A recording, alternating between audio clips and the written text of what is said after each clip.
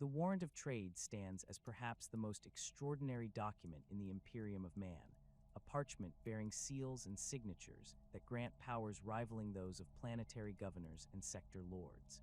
These ancient charters represent direct authorization from the highest echelons of imperial authority, carrying the weight of the Emperor's own will or that of the High Lords of Terra.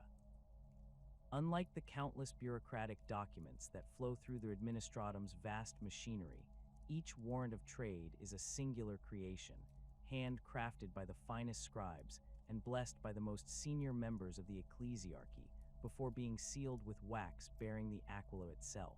The physical appearance of these documents reflects their immense significance.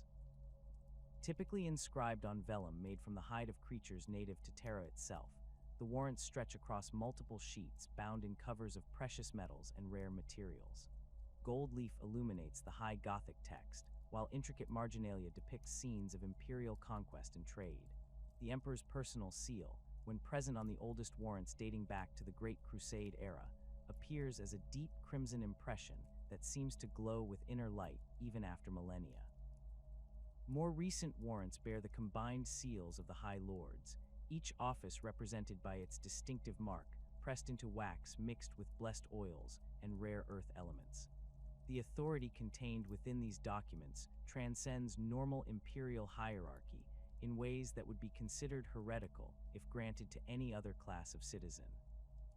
Where Space Marine chapters answer to their primarchs and successor authorities, where Imperial Guard regiments follow the chain of command through Lord Commanders, and ultimately the Adeptus Munitorum, and where planetary governors bow to sector lords and the segmentum commands, rogue traders operate under mandates that bypass these structures entirely.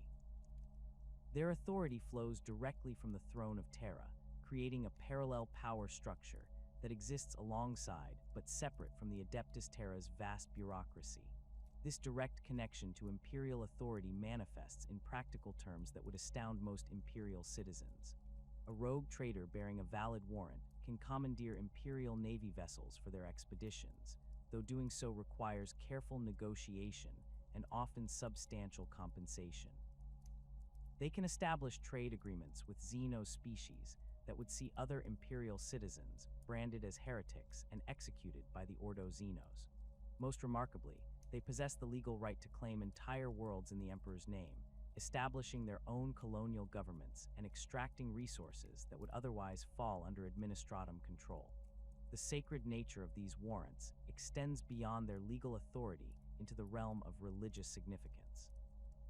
Each document undergoes extensive blessing rituals performed by senior members of the ecclesiarchy, often including cardinals and occasionally even representatives of the Adeptus Ministerum's highest ranks. These ceremonies take place in the most hallowed chambers of Terra's great cathedrals, where incense burns continuously, and the chanting of hymns creates an atmosphere of reverence befitting such momentous occasions. The blessing process itself can take weeks, with each line of text receiving individual sanctification and protective wards inscribed in microscopic script along the margins. The Emperor's direct involvement in the earliest warrants during the Great Crusade era imbued these documents with an almost relic-like quality. Witnesses from that time, their accounts preserved in the archives of various rogue trader dynasties, describe the Master of Mankind personally reviewing each warrant's terms and conditions. His signature, when applied, was said to burn briefly with golden light before settling into the parchment, as if the very fibers of the document had been transformed at a molecular level. These original warrants, passed down through generations, are treated with the reverence typically reserved for the most sacred imperial artifacts. The legal framework surrounding warrants of trade creates a unique position within imperial law that scholars of jurisprudence study for decades without fully comprehending. Unlike other forms of imperial authorization, which operate within defined hierarchies and jurisdictions, rogue trader warrants grant what legal experts term extraterritorial sovereignty. This means that rogue traders and their immediate households exist in a legal space that parallels imperial law rather than being subordinate to it. They can establish their own courts, mint their own currency, and even maintain private military forces that rival the size of Imperial Guard regiments. This quasi-independence creates fascinating legal precedents that have evolved over 10 millennia of imperial history. Rogue trader dynasties have successfully defended their actions in imperial courts by citing warrant authority, even when those actions might otherwise constitute treason or heresy. The famous case of House Quintanus during the 38th millennium established the principle that warrant holders cannot be tried by standard imperial tribunals for actions taken in pursuit of their mandated duties, requiring instead special courts comprised of other warrant holders and senior administratum officials. The hereditary nature of warrants of trade represents one of the most stable institutions in the Imperium, creating bloodlines that have maintained their authority across centuries and millennia when planetary dynasties rise and fall within generations. This inheritance system operates according to principles established during the earliest days of the Imperium, when the Emperor himself recognized that the vast distances and communication delays inherent in galactic exploration required stable, long-term leadership that could adapt to changing circumstances without requiring constant approval from Terra. Bloodline succession follows complex rules that vary between different warrant families, but generally prioritize direct descent while allowing for adoption and marriage alliances that can bring new blood into established dynasties. The legal documents supporting these successions often fill entire libraries, with genealogical records maintained by specialized scribes who dedicate their entire lives to tracking the intricate family trees that determine warrant inheritance. These records include not only direct family relationships, but also detailed accounts of marriages, adoptions, and the occasional dramatic circumstances that can alter succession lines. The process of succession itself requires formal recognition from Terra, though this recognition is typically ceremonial rather than investigative. When a warrant holder dies, their designated heir must present themselves to the appropriate imperial authorities within a specified timeframe, usually measured in Terran years to account for travel time across the galaxy. The heir brings with them the original warrant, supporting documentation proving their bloodline connection, and often substantial gifts or tithes that demonstrate their dynasty's continued prosperity and loyalty to the Imperium. During succession ceremonies, the new warrant holder undergoes rituals that blend legal formality with religious significance.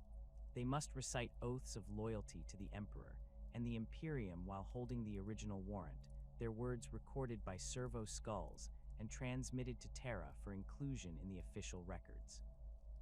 The ceremony typically takes place in the presence of other rogue traders when possible, creating a sense of community and mutual recognition among these extraordinary individuals. The stability of bloodline succession has created some of the longest-lasting dynasties in imperial history, with houses like Winterscale, Corda, and Kryn tracing their lineages back thousands of years. These ancient bloodlines carry with them not only the legal authority of their warrants, but also accumulated wealth, knowledge, and political connections that span multiple sectors of the galaxy. Their family archives contain star charts marking routes through the warp that are known to no other navigators, trade agreements with civilizations that have had no contact with the broader Imperium for millennia, and technological artifacts recovered from the dark corners of the galaxy. The quasi-independence granted by warrants of trade extends into military matters in ways that create unique command structures within the broader Imperial war machine.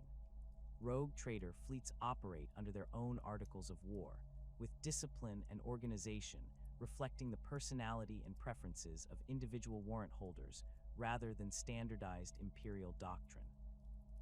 This military independence allows for rapid response to threats and opportunities that might otherwise be lost, while waiting for authorization through normal imperial channels.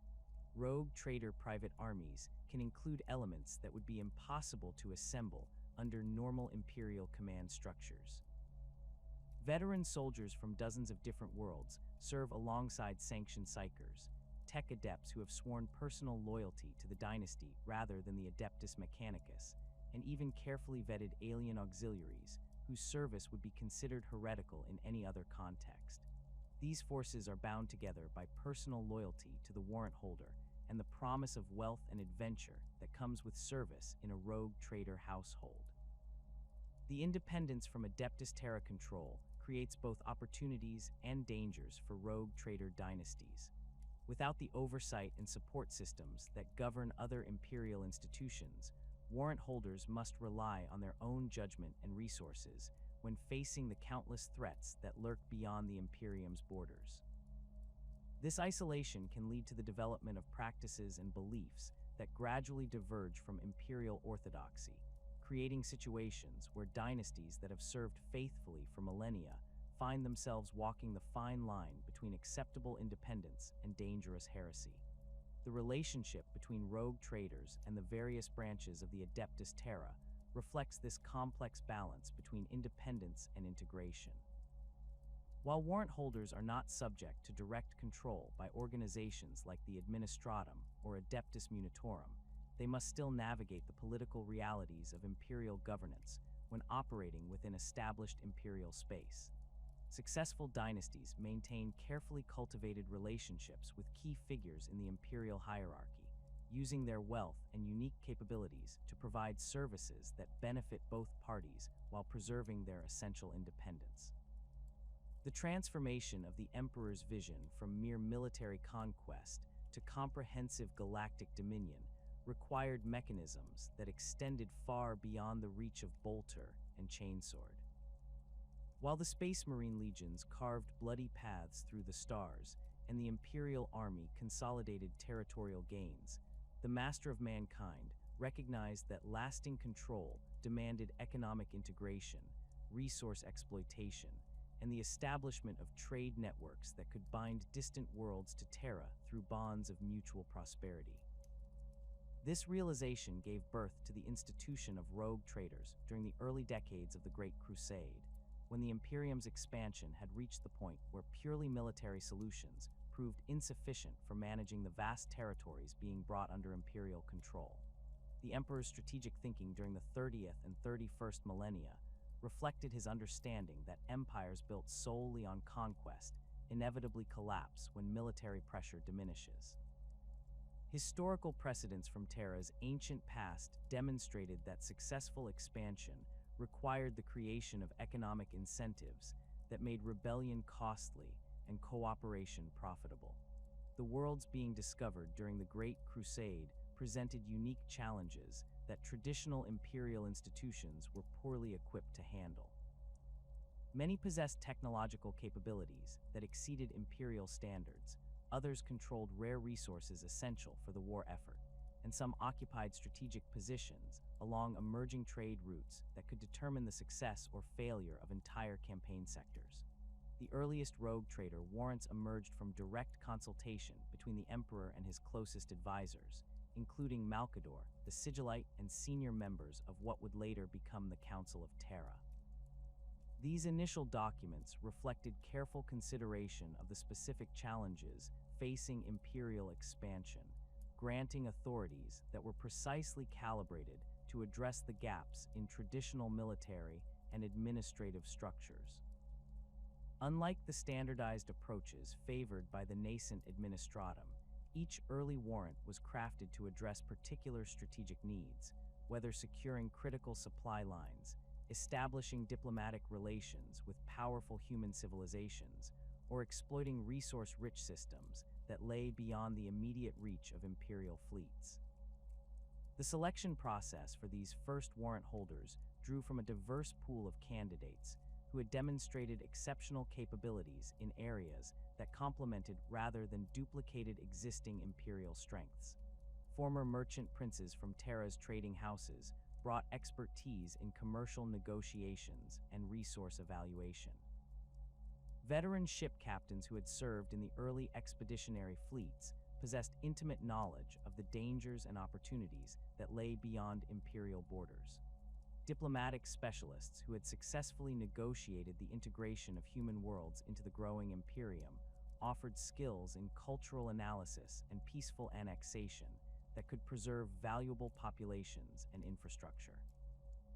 House Winterscale emerged as one of the most prominent early dynasties, with their founding warrant granted specifically to address the challenges of establishing trade relations with the technologically advanced human civilizations discovered in the Segmentum Obscurus. The dynasty's founder, Cornelius Winterscale, had previously served as a commercial attaché to several expeditionary fleets, where his ability to identify and exploit economic opportunities had proven invaluable in securing resources for the war effort. His warrant granted unprecedented authority to negotiate long-term trade agreements that could provide the Imperium with access to advanced manufacturing techniques and rare materials without the costs associated with military conquest.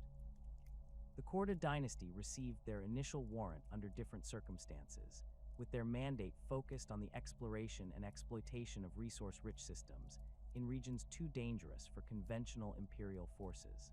The family's expertise in asteroid mining and void-based resource extraction made them ideal candidates for operations in systems plagued by gravitational anomalies, unstable stars, or hostile Xenos presence. Their early expeditions established mining operations in locations that would have required entire Imperial Army regiments to secure and maintain, demonstrating the efficiency advantages that specialized rogue trader operations could provide. House Kryn's founding warrant reflected the Emperor's recognition that some aspects of imperial expansion required approaches that conventional military and administrative structures could not accommodate. The dynasty's mandate included explicit authorization to engage in activities that would normally be considered heretical, including limited cooperation with certain Xenos species and the study of alien technologies that might prove beneficial to the imperial war effort. This controversial authority was granted only after extensive deliberation and included specific safeguards designed to prevent corruption or compromise of imperial interests. The integration of rogue trader operations with ongoing military campaigns required careful coordination between warrant holders and the commanders of Space Marine legions and Imperial Army forces.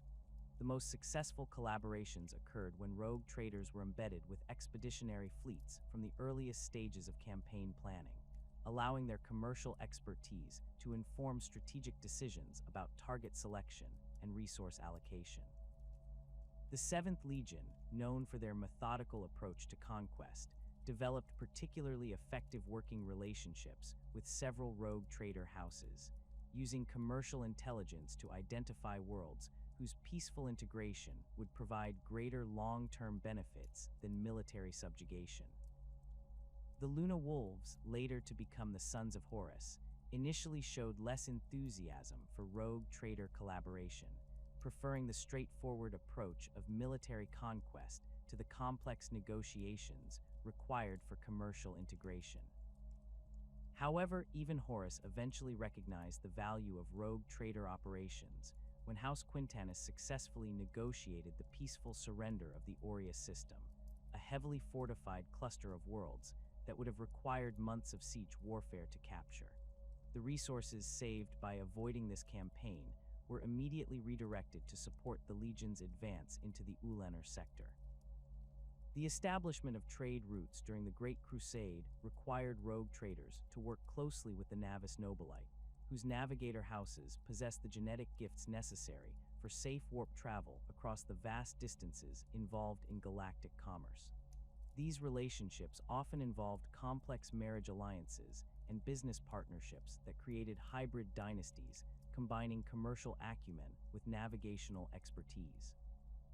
The most successful rogue trader houses of this era were those that managed to secure exclusive contracts with specific navigator bloodlines, guaranteeing reliable access to warp travel capabilities that were essential for maintaining far-flung commercial operations. The role of rogue traders in first contact protocols evolved rapidly as the Great Crusade encountered increasingly diverse human civilizations and Xenos species. Early encounters had been handled primarily by Space Marine legions or specialized diplomatic corps, but these approaches proved inadequate when dealing with civilizations whose primary concerns were economic rather than military. Rogue traders brought a different perspective to first contact situations, focusing on identifying mutual benefits and establishing relationships that could serve imperial interests without requiring immediate military action. The protocols developed during this period established precedents that would influence imperial policy for millennia to come. Rogue traders were granted authority to make preliminary agreements with newly discovered civilizations, subject to later ratification by appropriate imperial authorities. This system allowed for rapid response to time-sensitive opportunities while maintaining oversight of activities that could have strategic implications.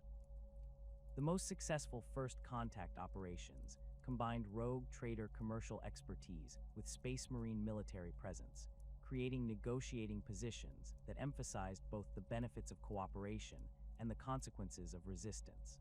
House Draconis achieved particular prominence in first contact operations, with their warrants specifically authorizing them to serve as imperial representatives in situations involving technologically advanced human civilizations.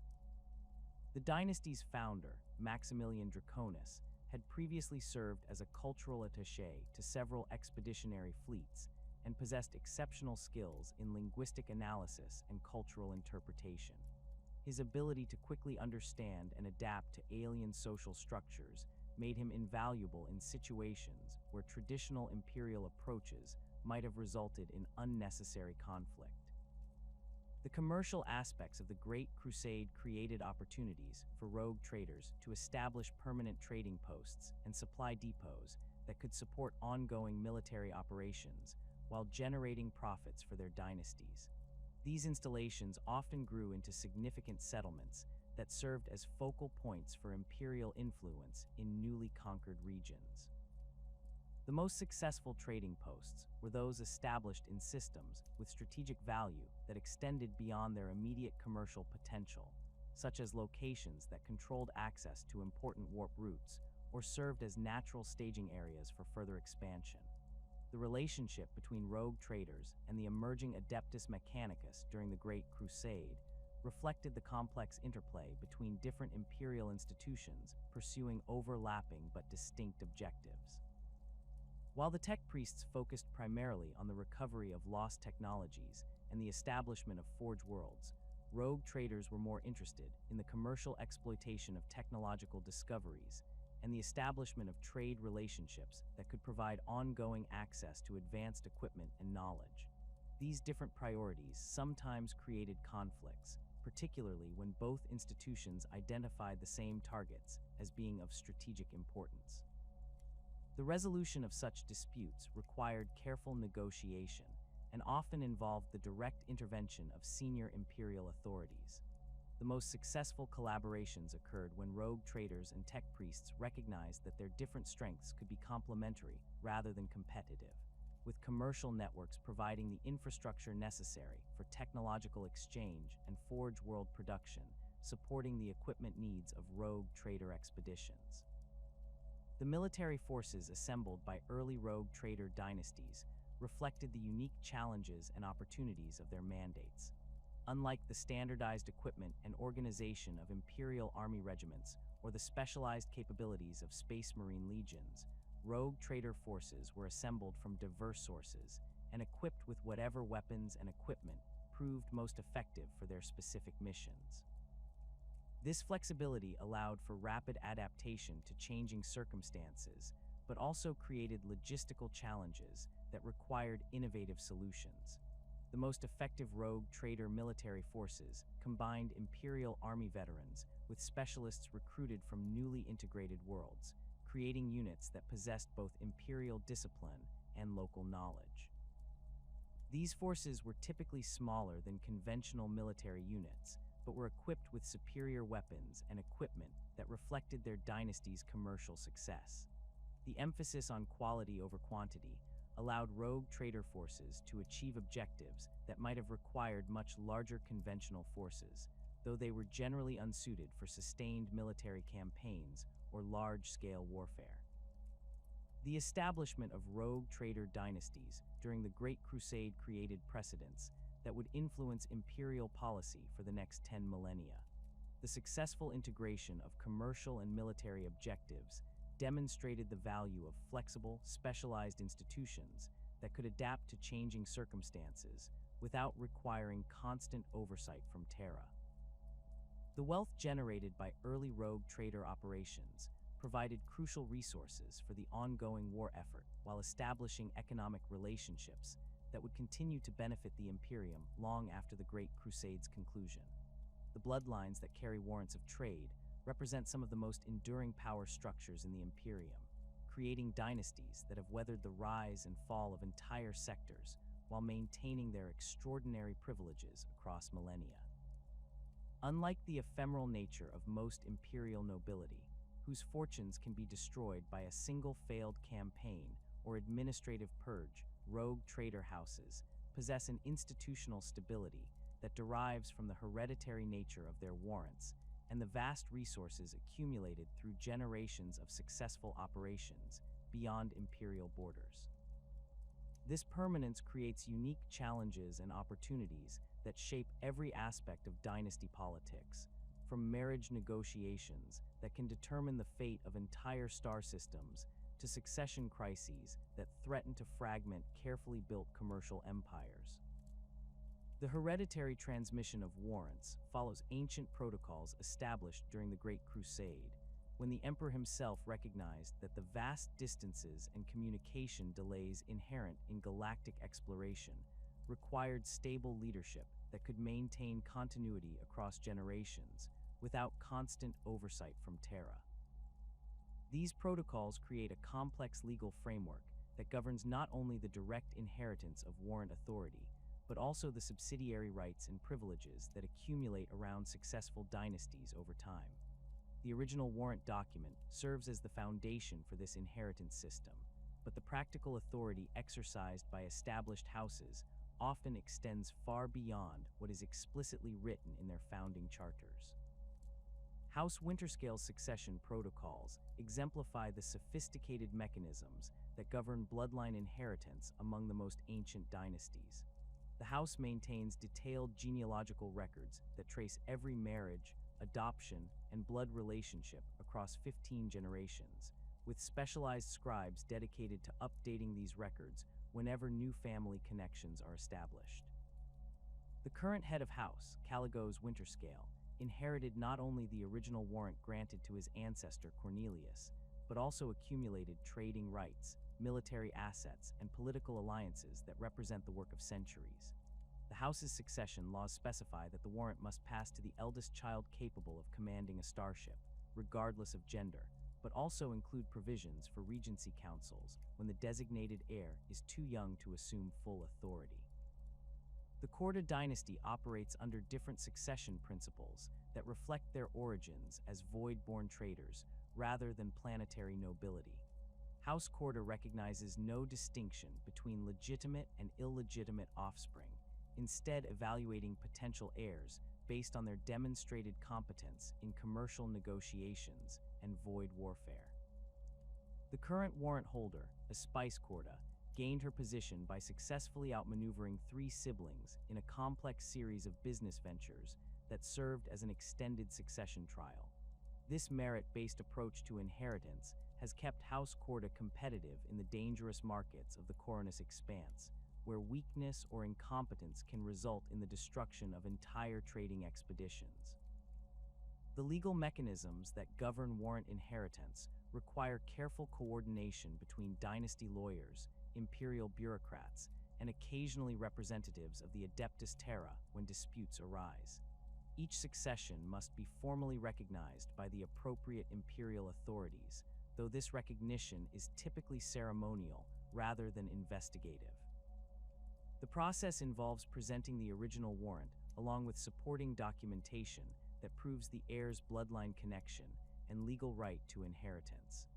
These documents often fill entire cargo holds, including marriage certificates blessed by the ecclesiarchy, adoption papers sealed by planetary governors, and genealogical charts verified by multiple independent sources. Succession crises represent the greatest threat to dynasty continuity, capable of fragmenting carefully built commercial empires and destroying political alliances that took centuries to establish. House Kryn experienced such a crisis during the 39th millennium when the death of warrant holder Mordian Kryn in a warp storm left three potential heirs with equally valid claims to the dynasty's authority. The resulting conflict lasted nearly 2 decades and involved not only legal battles fought in imperial courts, but also actual warfare between competing factions of the house's private military forces. The crisis was finally resolved through the intervention of House Winterscale, whose marriage alliance with one of the claimants provided the political support necessary to establish clear succession. The role of seneschals in maintaining dynasty continuity cannot be overstated, as these senior advisors often possess institutional knowledge that spans multiple generations of warrant holders.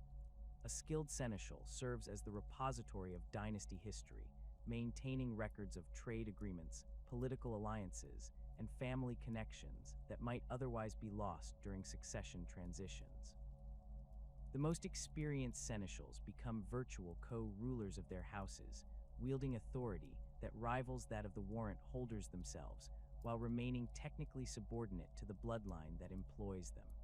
Marcus Quintanus Severus serves as seneschal to House Quintanus and exemplifies the crucial role these advisors play in dynasty politics. Severus has served 3 consecutive warrant holders over the course of his 40-year career, maintaining continuity of operations during 2 succession transitions and 1 extended regency period when the designated heir was captured by Dark Eldar raiders. His intimate knowledge of the house's commercial networks and political relationships makes him indispensable to the current warrant holder, who relies on Severus's expertise to navigate the complex web of alliances and obligations that define the dynasty's position in imperial society. The marriage politics that govern relationships between rogue trader houses create alliance networks that can span entire sectors and influence imperial policy at the highest levels. These unions are rarely matters of personal preference, instead representing carefully calculated political and economic arrangements designed to strengthen both participating dynasties. A successful marriage alliance can combine the commercial expertise of one house with the military capabilities of another, creating partnerships that are greater than the sum of their parts. The most prestigious marriages involve unions between ancient bloodlines whose combined authority and resources can influence the development of entire regions of the galaxy. The betrothal between Lady Quintilla Winterscale and Lord Captain Haderach Fell represents a typical example of high-level dynasty marriage politics.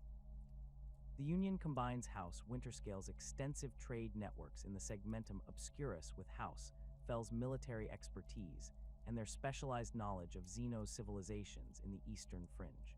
The marriage negotiations took 3 years to complete and involved not only the exchange of substantial dowries, but also the establishment of joint trading ventures and mutual defense agreements that will bind the 2 houses together for generations. The ceremony itself was conducted aboard Winterscale's flagship, with representatives from 6 other major dynasties in attendance, emphasizing the political significance of the union.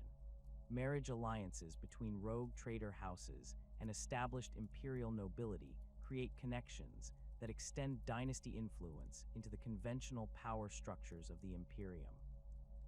These relationships provide rogue traders with access to imperial court politics, while offering noble houses opportunities to participate in the vast wealth generated by transgalactic commerce. The most successful of these alliances involve marriages between rogue trader heirs and the children of planetary governors, sector lords, or senior administratum officials, whose positions provide valuable political connections and bureaucratic influence.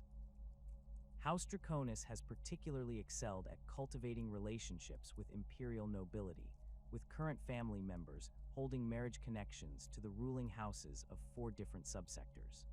These alliances provide the dynasty with advanced intelligence about imperial policy changes, preferential treatment in bureaucratic matters, and political protection when their operations venture into legally questionable territory.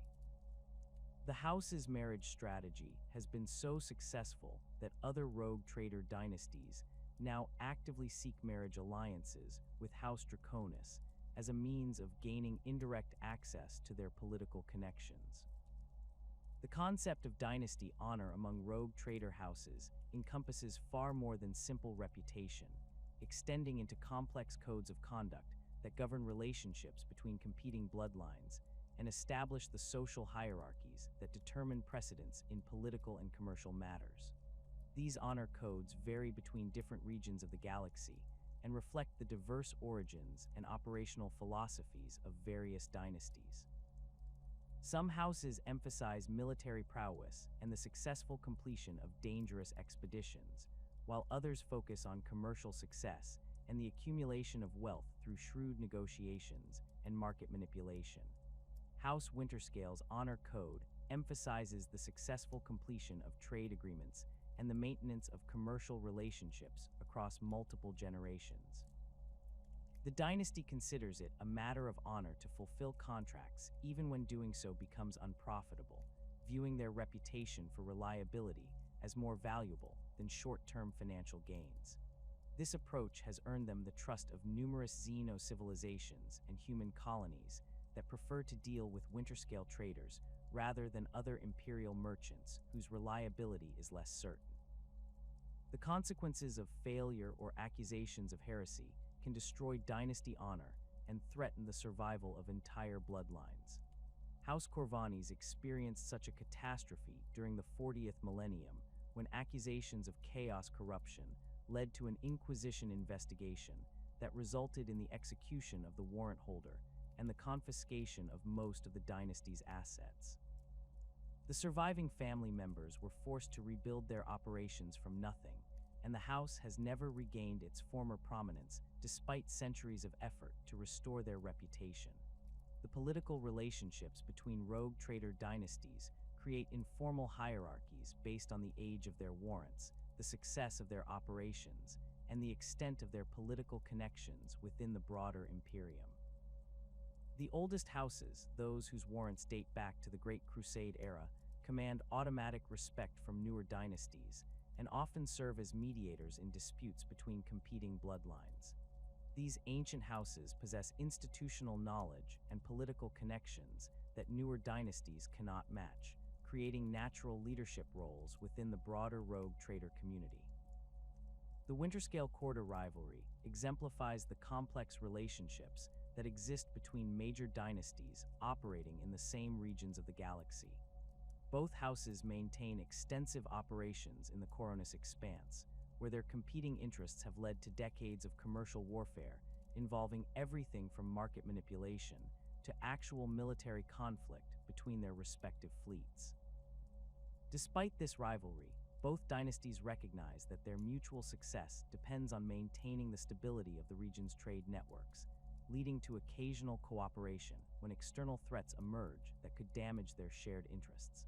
Dynasty archives serve as repositories of knowledge that extend far beyond simple commercial records, containing star charts, cultural analyses, and technological specifications accumulated over centuries of operations beyond imperial borders. These archives represent some of the most valuable assets possessed by rogue trader houses, as the information they contain can mean the difference between success and failure in dangerous expeditions to unexplored regions of the galaxy. Access to these archives is carefully controlled, with the most sensitive information restricted to senior family members and trusted advisors who have sworn binding oaths of loyalty to the dynasty. The military traditions maintained by rogue trader dynasties reflect their unique position within imperial society, combining elements of Imperial Guard discipline with the flexibility required for operations in hostile and unpredictable environments.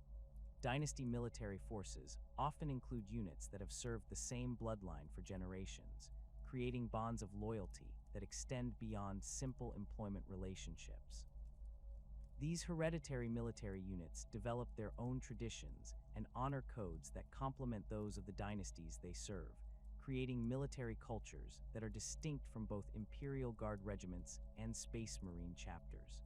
House Quintanis maintains the Quintanis Household Guard, a regiment-sized force that has served the dynasty for over 2 millennia. The Guard's ranks include soldiers whose families have served House Quintanus for generations, creating military units where tactical knowledge and loyalty are passed down through bloodlines, just as dynasty authority is inherited through the warrant holder's family. These hereditary soldiers often possess combat experience and specialized knowledge that would be impossible to replicate through conventional recruitment and training programs. The accumulation of wealth across generations creates financial resources that rival those of entire planetary governments, allowing established dynasties to undertake projects that would be impossible for newer houses or conventional imperial institutions. This accumulated wealth takes many forms, from liquid assets maintained in secure banking institutions to physical holdings including starships, weapons, and rare technological artifacts recovered from expeditions beyond imperial borders. The most successful dynasties diversify their wealth across multiple forms and locations, ensuring that temporary setbacks cannot threaten their long-term survival. Dynasty investment strategies often extend across centuries, with current warrant holders making decisions based on projections of market conditions and political developments that may not come to fruition for generations. House Winterscale's current expansion into the Jericho Reach represents such a long-term investment, with the dynasty committing substantial resources to establish trading posts and commercial relationships in a region that may not become profitable for decades. This patient approach to wealth accumulation allows established dynasties to weather temporary setbacks that might destroy less well-established operations. The social obligations that accompany dynasty status extend beyond simple family relationships into complex networks of mutual obligation and support that bind rogue trader houses together despite their competitive relationships. These obligations include providing assistance to other dynasties during succession crises, offering sanctuary to family members fleeing political persecution, and maintaining the informal codes of conduct that govern interactions between competing bloodlines. Failure to fulfill these social obligations can result in ostracism from the broader rogue trader community, effectively isolating a dynasty from the political and commercial networks that are essential for successful operations. The void ships that carry rogue trader dynasties across the galaxy represent some of the most ancient and powerful vessels in Imperial service, their hulls bearing the scars of millennia spent traversing the most dangerous regions of space. These massive constructs dwarf the standardized designs favored by the Imperial Navy, their construction dating back to the golden age of human expansion, when shipwrights possessed knowledge and technologies that have since been lost to the ravages of time and war. The flagship of House Winterscale, the Emperor's Bounty, stretches nearly 12 kilometers from prow to stern, its adamantine hull plates bearing Gothic inscriptions that predate the Horus Heresy by several centuries. The ship's cathedral-like superstructure rises from the main hull like a mountain range of buttresses and spires, each one housing essential systems protected by layers of blessed armor and void shields that have turned aside lance strikes from Chaos cruisers. The construction techniques employed in these ancient vessels reflect manufacturing capabilities that the Imperium struggles to replicate in the 41st millennium, where modern Imperial Navy ships rely on standardized components produced in vast Forge World manufactorums. Rogue trader vessels were built using bespoke construction methods that treated each ship as a unique work of art. The hull sections were forged from rare metals extracted from the cores of dead stars, their molecular structure reinforced through processes that required the combined efforts of master artificers and tech adepts whose knowledge died with them during the Age of Strife. The result is starship construction that exhibits durability and resilience far exceeding that of contemporary vessels, with some rogue trader flagships surviving direct hits from orbital bombardment cannons that would have reduced modern cruisers to expanding clouds of debris. The Corda flagship Fell Hand demonstrates the distinctive construction philosophy that characterizes these ancient vessels. Built during the 32nd millennium in the shipyards of Cipra Mundi, the vessel incorporates design elements that reflect both human engineering excellence and carefully adapted Xenos technologies recovered from successful trading expeditions. The ship's primary hull consists of interlocking sections that can be reconfigured in flight, allowing the vessel to adapt its profile for different mission requirements. During combat operations, the hull contracts into a dense, heavily armored configuration that maximizes protection for critical systems. When conducting exploration missions, the same hull can extend into a more streamlined profile that reduces warp signature and improves maneuverability in asteroid fields or nebular environments. The scale of these vessels becomes apparent when examining their crew requirements and internal organization. A typical rogue trader flagship maintains a permanent population that rivals that of a small city, with crew quarters, workshops, temples, and recreational facilities occupying entire decks within the ship's massive superstructure. The Emperor's bounty houses over 40,000 souls, including not only the ship's crew, but also the extended household of House Winterscale, military forces, commercial agents, and the various specialists required to maintain operations across multiple star systems. The ship's internal transportation network includes maglev transit systems that span the length of the vessel, allowing personnel to travel between distant sections without requiring hours of travel through maintenance corridors. The command structures aboard these vessels reflect the unique position of rogue traders within imperial society, combining elements of military hierarchy with the flexibility required for commercial operations in hostile environments. The bridge of a rogue trader flagship serves as both military command center and commercial headquarters, equipped with communication arrays that can maintain contact with trading posts across entire sectors and tactical displays that can coordinate fleet movements involving dozens of vessels. The command throne from which the rogue trader directs operations incorporates direct neural interfaces that allow the dynasty head to access ship systems and databases with thought alone, creating a level of integration between human commander and machine that exceeds even that found aboard Space Marine battle barges. The unique modifications that distinguish rogue trader vessels from standard Imperial designs reflect the specific requirements of their missions and the vast resources available to successful dynasties. House Quintanis has extensively modified their flagship Ordained Destiny to serve as a mobile research facility, with entire decks converted into laboratories where xenobiology specialists study alien life forms encountered during exploration missions. The ship's cargo holds have been reconfigured to accommodate specimen containment systems that can maintain environmental conditions suitable for creatures from dozens of different worlds, allowing the dynasty to transport living samples back to Imperial space for detailed analysis. The Draconis flagship Imperius incorporates modifications that reflect the dynasty's focus on diplomatic missions and cultural exchange. The vessel's passenger quarters have been expanded to accommodate delegations from alien civilizations, with environmental systems capable of maintaining atmospheric conditions suitable for a wide variety of non-human species. The ship's conference facilities include translation equipment that can process hundreds of different languages and communication methods, allowing for complex negotiations with civilizations whose very concepts of communication differ fundamentally from human norms. These modifications required the installation of specialized life support systems and atmospheric processors that cost more than most Imperial Navy vessels. Archaeotech components recovered from space hulks and ancient battlefields provide rogue trader vessels with capabilities that exceed those of contemporary Imperial designs.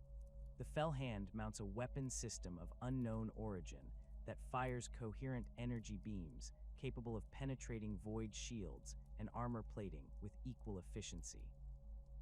The weapon's operation requires the constant attention of a team of tech adepts who maintain the delicate balance of forces within its containment chamber, but its effectiveness in combat has proven decisive in numerous engagements with pirates and Xenos raiders. Similar archaeotech systems aboard other rogue trader vessels include navigation computers that can calculate warp routes with unprecedented accuracy and sensor arrays that can detect spacecraft at ranges that exceed Imperial Navy capabilities by orders of magnitude. The integration of these ancient technologies with more conventional imperial systems creates unique challenges that require specialized technical expertise. The machine spirits that inhabit rogue trader vessels often exhibit personalities and preferences that reflect their millennia of service, developing quirks and behavioral patterns that must be carefully managed to maintain optimal performance. The Emperor's Bounty's machine spirit has developed a particular fondness for classical Terran music, and the ship's performance noticeably improves when the bridge crew plays appropriate compositions during critical operations. The tech adepts responsible for maintaining the vessel have learned to work with these preferences rather than against them, treating the ship's machine spirit as a valued crew member whose cooperation is essential for successful operations. The fleet compositions assembled by major rogue trader dynasties reflect the diverse requirements of their operations, combining military vessels capable of defending against significant threats with specialized ships designed for exploration, trade, and resource extraction. House Winterscale maintains a fleet of over 30 vessels, ranging from massive cargo haulers capable of transporting entire planetary populations to fast attack craft that can outrun Imperial Navy destroyers. The diversity of this fleet allows the dynasty to respond to opportunities and threats across multiple star systems simultaneously, with different vessels assigned to missions that match their specific capabilities and equipment. Escort vessels within rogue trader fleets serve multiple functions that extend beyond simple military protection. These ships often carry specialized equipment for planetary surveys, atmospheric analysis, and resource extraction, allowing them to support exploration missions while maintaining the defensive capabilities necessary to protect valuable cargo shipments. The Winterscale escort vessel, Prophet's Edge, incorporates mining equipment that can extract rare metals from asteroid fields, deep space sensors that can detect habitable worlds at extreme ranges, and cargo facilities that can transport refined materials back to Imperial space. The vessel's dual-purpose design allows it to generate revenue even when not actively engaged in combat operations. Specialized exploration craft represent some of the most advanced vessels in rogue trader fleets, incorporating technologies and design features that prioritize stealth, endurance, and scientific capability over raw firepower.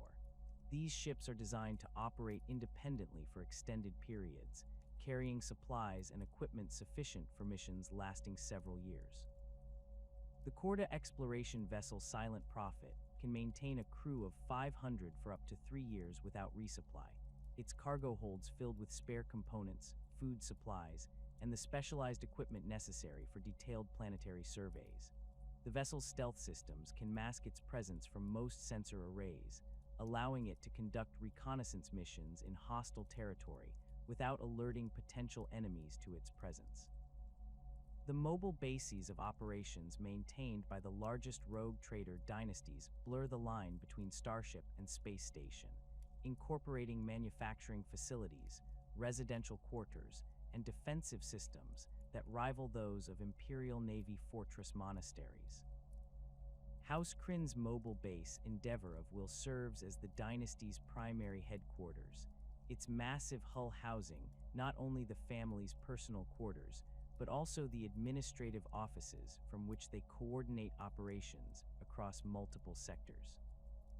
The facility's manufacturing capabilities allow it to produce spare parts and specialized equipment for the dynasty's fleet, reducing dependence on imperial supply chains and allowing for extended operations in regions where conventional resupply would be impossible. The defensive systems aboard these mobile bases incorporate the most advanced military technologies available to rogue trader dynasties, including void shield generators that can deflect battleship-grade weapons and weapon batteries that can engage multiple targets simultaneously. The Endeavor of Will mounts lance batteries recovered from a derelict battlecruiser discovered in the Cornus Expanse, their firepower sufficient to destroy cruiser-class vessels with single volleys. The facility's fighter bays house squadrons of attack craft that can provide escort services for merchant vessels, or conduct independent strike missions against pirate bases and Xenos installations. The role of machine spirits in maintaining these ancient vessels extends far beyond simple mechanical function into the realm of quasi-religious partnership between human crew and artificial intelligence. The oldest rogue trader vessels house machine spirits that have accumulated centuries of experience and knowledge, their memory banks containing detailed records of every system they have visited and every threat they have encountered.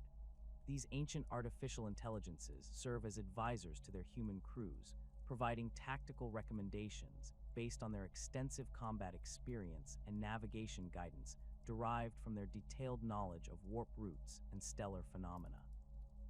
The relationship between crew and machine spirit requires careful cultivation and mutual respect, with experienced rogue traders learning to communicate with their vessel's artificial intelligences through a combination of ritual observance and practical cooperation.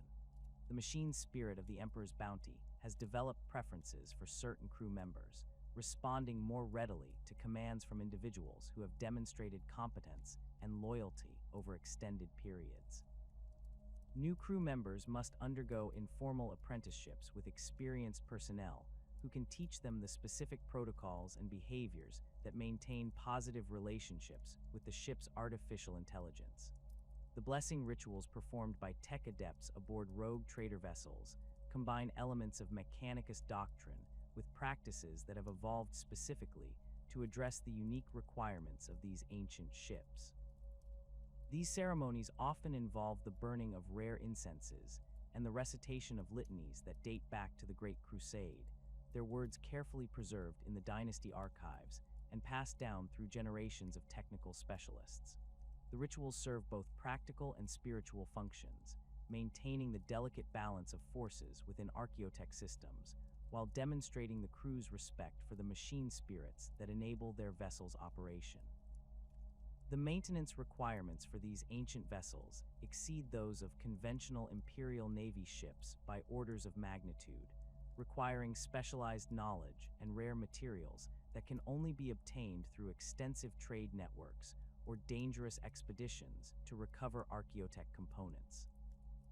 The tech adepts who serve aboard rogue trader vessels often spend decades learning the specific requirements of their assigned ships, developing expertise that makes them invaluable to their dynasties, but virtually unemployable elsewhere within the Imperium.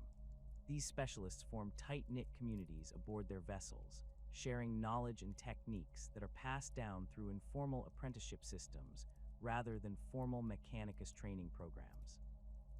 The cargo capacities of rogue trader vessels reflect their commercial origins and the vast distances they must travel between resupply opportunities. The Emperor's Bounty can carry cargo equivalent to the output of an entire hive world's manufacturing sector, its holds designed to accommodate everything from bulk raw materials to delicate technological artifacts that require specialized storage conditions. The ship's cargo handling systems include automated loading equipment that can transfer materials between vessels without requiring either ship to dock, allowing for rapid cargo exchanges in dangerous or contested regions of space. The living quarters aboard these vessels reflect the social hierarchies and cultural preferences of their dynasty owners, with accommodations ranging from luxurious suites that rival those found in imperial palaces to cramped crew quarters that house multiple personnel in spaces barely large enough for a single person. The Winterscale family quarters aboard the Emperor's Bounty occupy an entire deck of the vessel, with private chambers for each family member, formal reception halls for conducting business negotiations, and recreational facilities that include a zero-gravity gymnasium and a library containing over 10,000 volumes of rare texts. The contrast between these luxurious accommodations and the Spartan conditions endured by common crew members reflects the vast social distances that separate rogue trader dynasties from the personnel who serve them. The communication systems aboard rogue trader flagships incorporate astropathic relay stations that can maintain contact with distant outposts and trading partners across multiple sectors of the galaxy. These facilities house sanctioned psychers whose telepathic abilities allow for faster-than-light communication that is essential for coordinating complex commercial operations across vast distances. The astropathic chambers aboard the Fell Hand are shielded by layers of blessed silver and psychically active crystals that protect the resident psychers from the predations of warp entities while amplifying their telepathic capabilities. The facility's staff includes not only the psychers themselves, but also the support personnel required to maintain the complex equipment and protective systems that enable safe psychic communication. The Coronis expanse stretches across the void beyond the Calixis sector like a vast wound in reality, its unstable warp currents and gravitational anomalies creating a region where conventional imperial authority dissolves into chaos and opportunity. This turbulent frontier represents the archetypal domain of rogue trader operations, where the Emperor's light grows dim and only those bearing ancient warrants possess the authority and resources necessary to establish any semblance of order. The expanse encompasses hundreds of star systems, many of them unexplored or only partially cataloged, their worlds harboring everything from lost human colonies to xeno-civilizations that have never encountered the Imperium. The region's strategic importance extends far beyond its immediate commercial value, serving as a buffer zone that protects the established sectors of Imperial space from the threats that emerge from the galaxy's darker regions. The Maw, the primary warp passage that provides access to the Coronis expanse, exemplifies the dangers that define frontier operations beyond Imperial control. This massive warp storm has raged for millennia, its chaotic energies creating a passage through the otherwise impenetrable barrier of warp turbulence that separates the expanse from Imperial space. The journey through the Maw requires navigational expertise that exceeds the capabilities of most Imperial Navy vessels, with survival rates that hover around 60% even for experienced crews.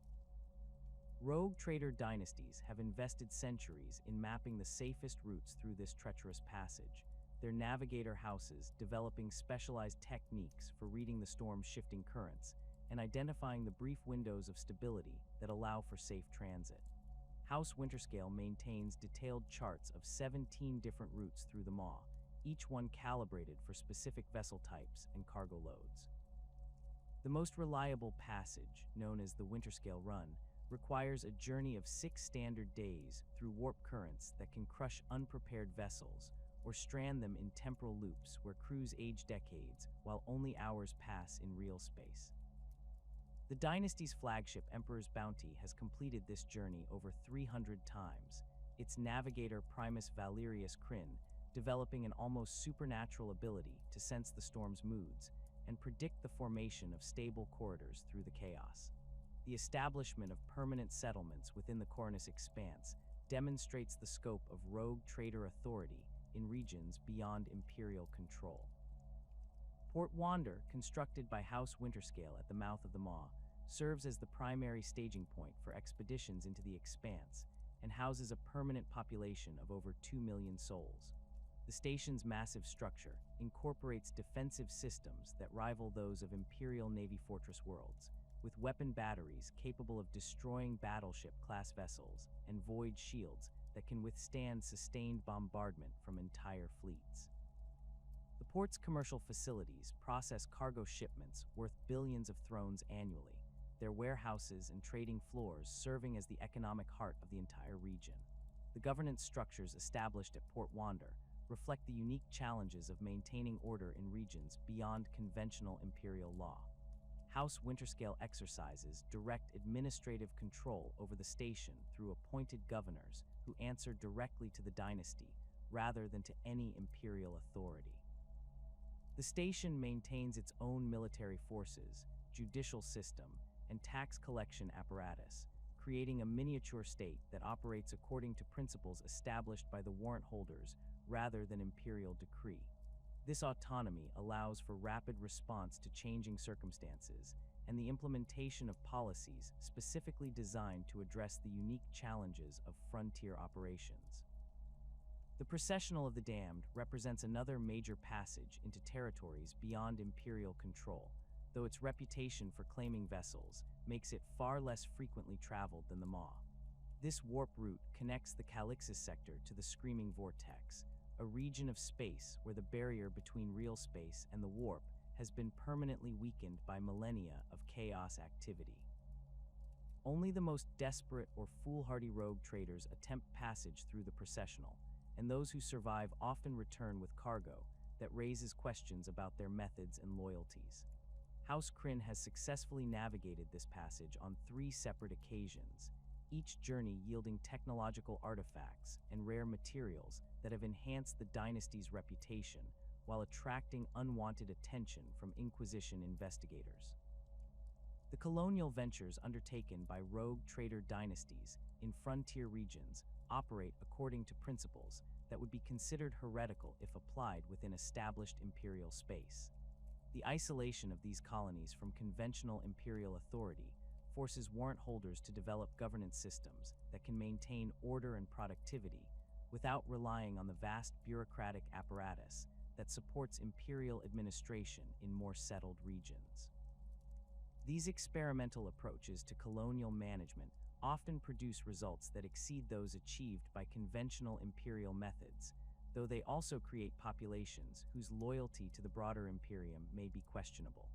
Footfall, established by House Korda in the Cornice Expanse, demonstrates both the potential and the dangers of rogue trader colonial ventures.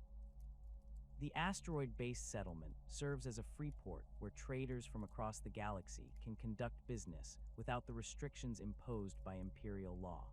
The station's markets offer goods that would be considered contraband within imperial space, including Xenos technologies, archaeotech artifacts, and substances whose very possession would result in execution in more orthodox regions. This commercial freedom has made Footfall enormously profitable for House Korda, but it has also created a haven for criminals, heretics, and worse entities that pose constant threats to the station's stability. The governance of Footfall relies on a complex system of competing authorities that reflects the diverse populations and interests that converge on the station. House Korda maintains ultimate authority through their control of the station's life support systems and defensive capabilities, but day-to-day administration is handled by a council of merchant princes, whose positions depend on their ability to maintain profitable operations while preventing the conflicts that could threaten the station's survival. This system creates a delicate balance between commercial freedom and necessary order, with House Korda intervening directly only when disputes threaten to escalate beyond the council's ability to manage. The founding of new worlds under Rogue Trader Charter requires careful consideration of factors that extend far beyond simple commercial potential. The isolation of frontier colonies from imperial support systems means that new settlements must be capable of achieving self-sufficiency within relatively short timeframes, or they risk joining the countless failed colonies that litter the galaxy's unexplored regions. Successful colonial ventures require not only suitable planetary conditions, but also access to the diverse skill sets and resources necessary to establish functioning societies in hostile environments. Lucid's Breath, a world claimed by House Quintanus in the Cornice Expanse, exemplifies the challenges and opportunities of frontier colonization. The planet's rich mineral deposits and stable climate made it an attractive target for colonial development, but its location deep within the expanse meant that the colony would need to survive for years without external support, while House Quintanus established the trade routes necessary to make the venture profitable. The dynasty invested enormous resources in the initial colonial expedition, transporting not only the colonists themselves, but also the manufacturing equipment, agricultural supplies, and defensive systems necessary to establish a self-sufficient settlement. The colonial charter granted to the settlers of Lucid's Breath reflects the flexible approach to governance that characterizes rogue trader territorial administration. Rather than imposing a rigid imperial administrative structure, House Quintanus allowed the colonists to develop their own governmental systems while retaining ultimate authority over matters affecting the dynasty's commercial interests. This approach has produced a colonial society that combines elements of imperial culture with local innovations developed in response to the planet's unique environmental conditions and the challenges of frontier life. The interaction between rogue trader colonies and imperial frontier worlds creates complex political relationships that can influence the development of entire regions. Established imperial worlds often view rogue trader settlements with suspicion, seeing them as potential sources of heretical contamination or unfair commercial competition. However, the wealth and resources controlled by successful rogue trader dynasties make them valuable allies for imperial governors struggling to maintain order and prosperity in frontier regions where imperial support is limited or unreliable. The Drusus Marches, a cluster of imperial worlds on the edge of the Calixis sector, have developed extensive commercial relationships with several rogue trader dynasties operating in the Coronus Expanse. These arrangements provide the imperial worlds with access to rare materials and advanced technologies that would otherwise be unavailable, while offering rogue trader operations secure bases for resupply and maintenance activities. The relationships require careful management to avoid conflicts with imperial law, but they have proven mutually beneficial for all parties involved. The extension of the emperor's influence through commerce represents one of the most significant contributions made by rogue trader operations in frontier regions.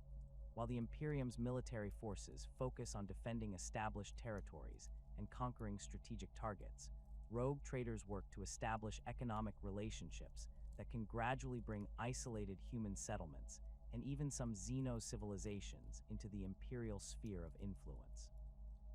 These commercial networks often serve as the foundation for later military conquest or formal incorporation into the Imperium, providing intelligence about regional threats and opportunities while generating the resources necessary to support expansion efforts. The Tau Empire's expansion into regions adjacent to rogue trader territories has created situations where commercial relationships established by warrant holders provide crucial intelligence about Xeno's military capabilities and strategic intentions. House Draconis maintains trading relationships with several human colonies that have been contacted by Tau Water Caste diplomats, allowing the dynasty to monitor Tau expansion efforts while maintaining the commercial relationships that make such intelligence gathering possible. This information has proven valuable to imperial military commanders planning defensive operations against Tau expansion, though the methods used to obtain it raise questions about the dynasty's compliance with imperial policies regarding Xeno's contact. The navigation of dangerous warp passages beyond imperial control requires specialized knowledge and techniques that have been developed through centuries of trial and error by rogue trader navigator houses. The unstable warp currents that characterize frontier regions create navigation challenges that exceed those encountered in more settled areas of the galaxy, with some passages requiring navigation techniques that push the limits of human psychic ability. The most dangerous routes can only be attempted by Navigator Primaris, whose bloodlines have been specifically adapted for frontier operations, their genetic modifications allowing them to perceive warp currents that would be invisible to less specialized navigators. The Unbeholden Reaches, a region of space beyond the Coronus Expanse where warp storms have created a maze of interconnected passages, can only be navigated by navigators who have spent decades learning to read the subtle signs that indicate safe passage through the chaos. House Winterscale's navigator Primus Valerius Kryn has developed techniques for navigating these passages that involve entering a trance-like state where his consciousness partially merges with the ship's machine spirit, allowing him to perceive navigation data that exists at the intersection of human psychic ability and artificial intelligence. These techniques are considered extremely dangerous by the Navis Nobilite, but they have allowed House Winterscale to establish trade routes through regions that other dynasties consider impassable. The establishment of trade routes through previously unexplored regions requires massive investments in infrastructure and security that can take decades to recoup through commercial operations. Each new route must be surveyed multiple times to identify hazards and establish reliable navigation data, with survey expeditions often suffering casualty rates that would be considered unacceptable in conventional imperial operations.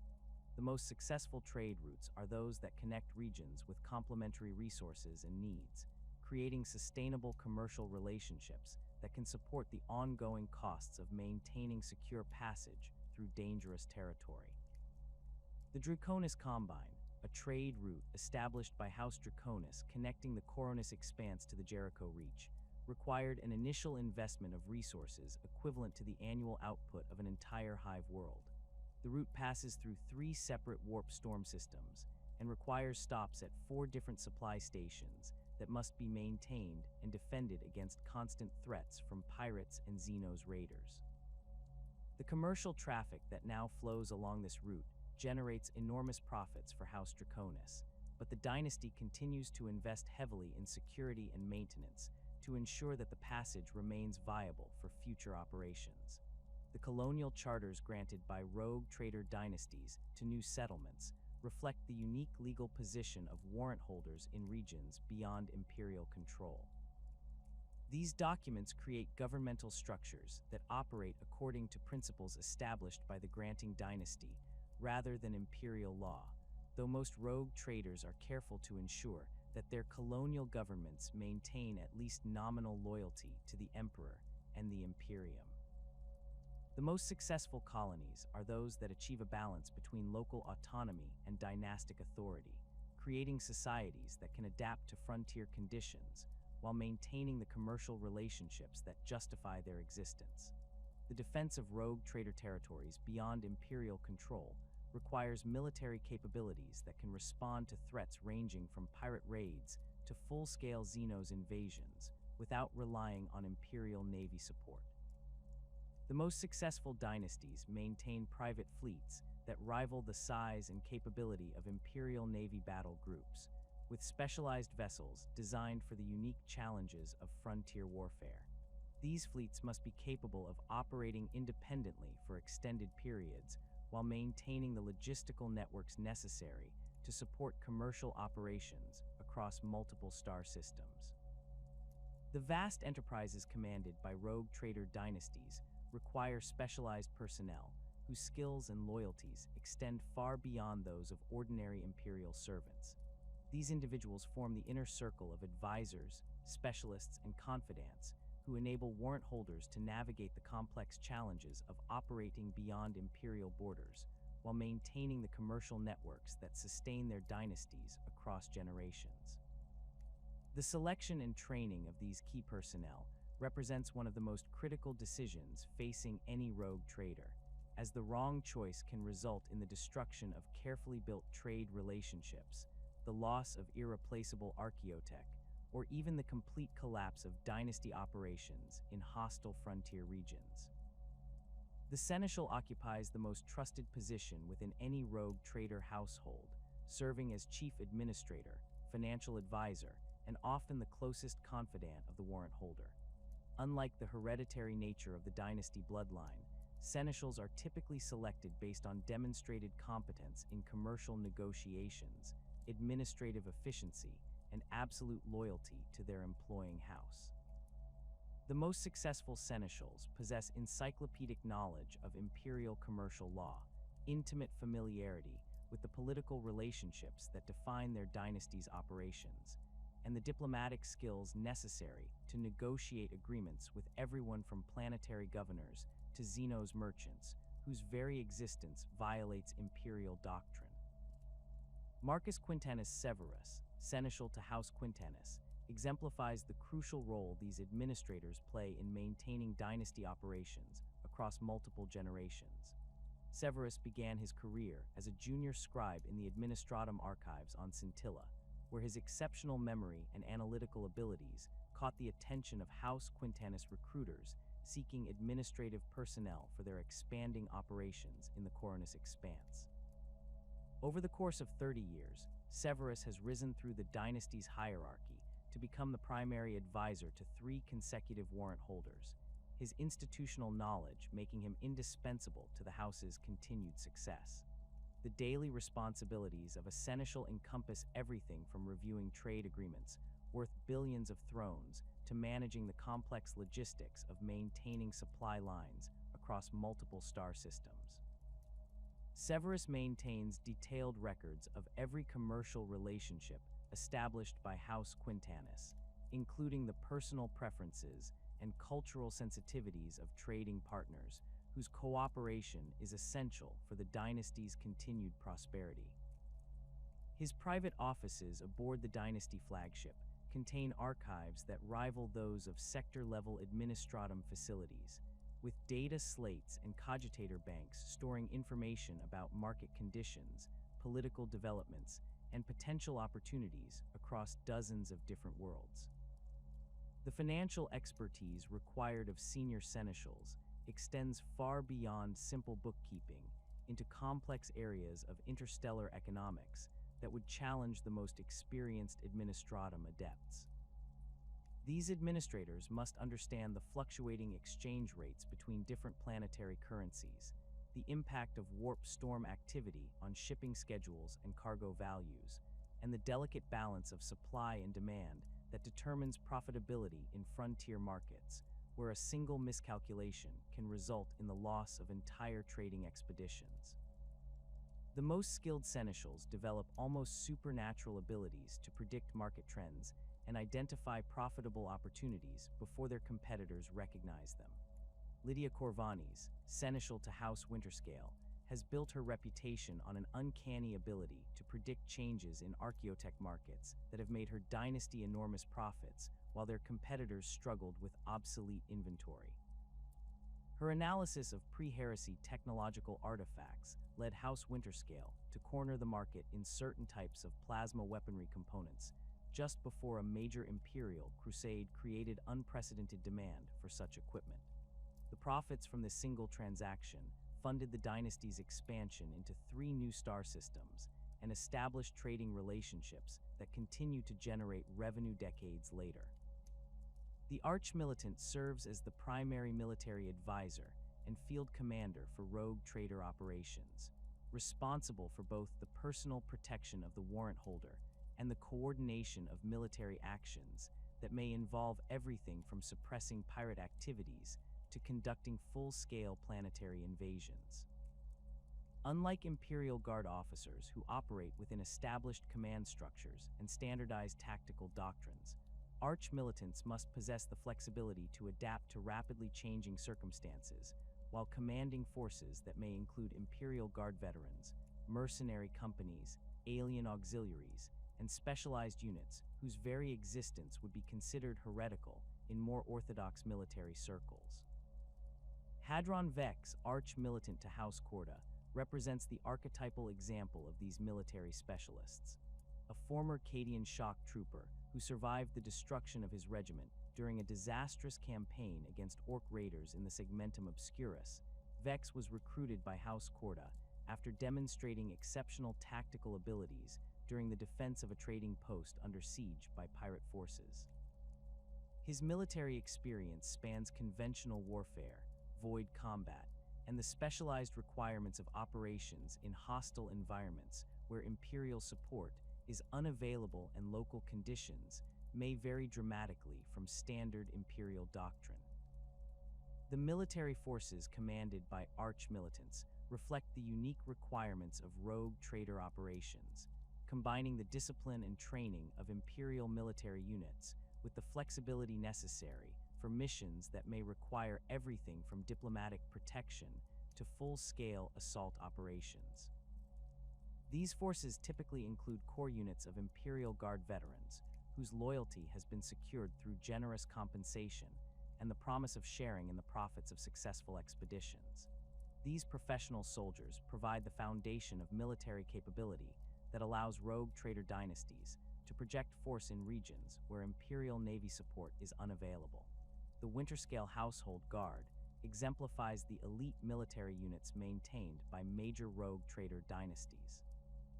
This regiment-sized force consists primarily of veterans recruited from Cadian and Catachan regiments whose terms of service have expired, supplemented by specialists trained in void warfare, xenobiology, and the operation of archaeotech weapon systems. The unit's equipment includes weaponry and armor that exceeds Imperial Guard standards, with each soldier equipped with carapace armor, hellguns, and specialized equipment tailored to the specific requirements of frontier operations.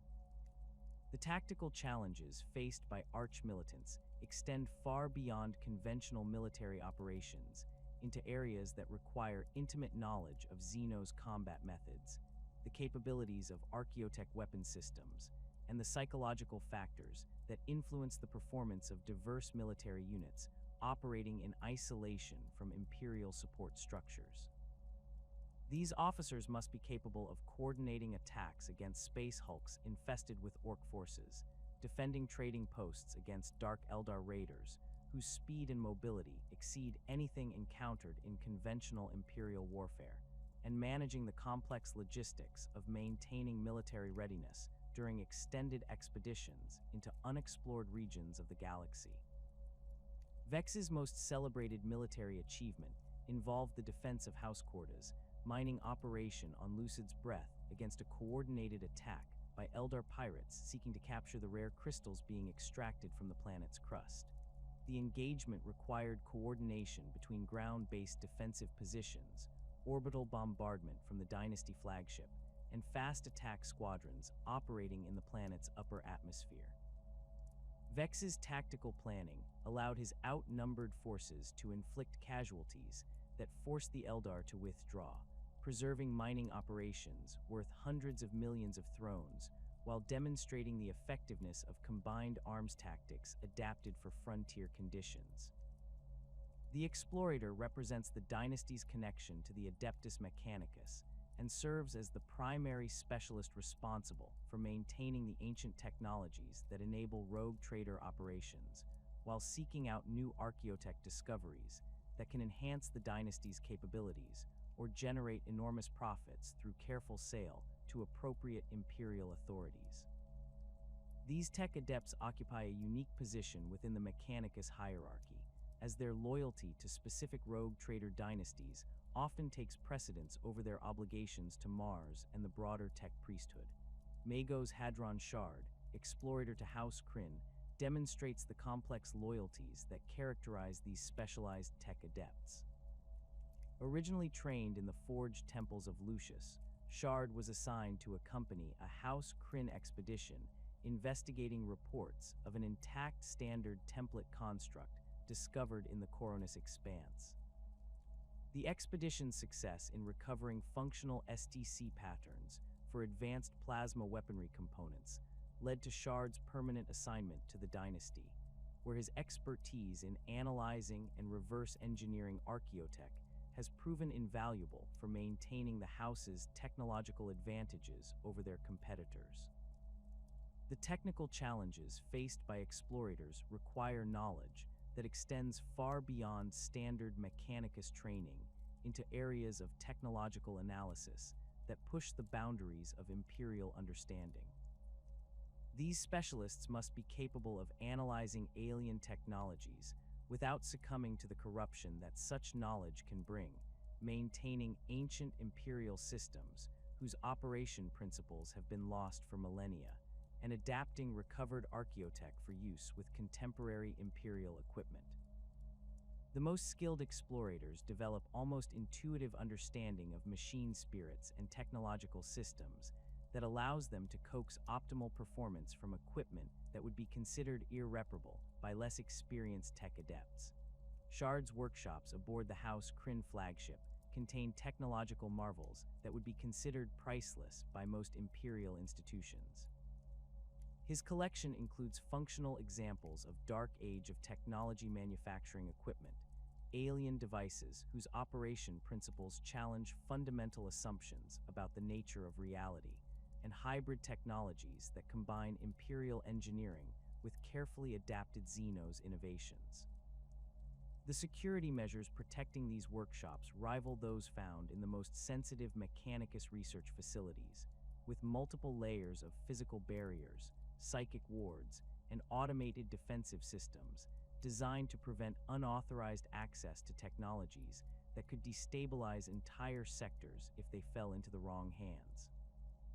The relationship between explorators and their employing dynasties creates unique challenges for both parties, as the tech adepts must balance their loyalty to the Mechanicus with their obligations to houses whose operations often venture into areas that would be considered heretical by orthodox imperial doctrine.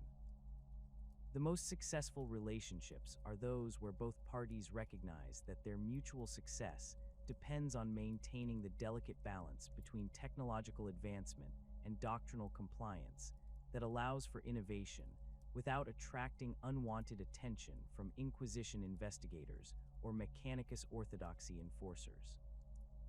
Astropaths serve as the communication specialists who enable rogue trader dynasties to maintain contact with their far-flung operations and coordinate activities across multiple star systems, despite the vast distances and communication delays that characterize interstellar commerce.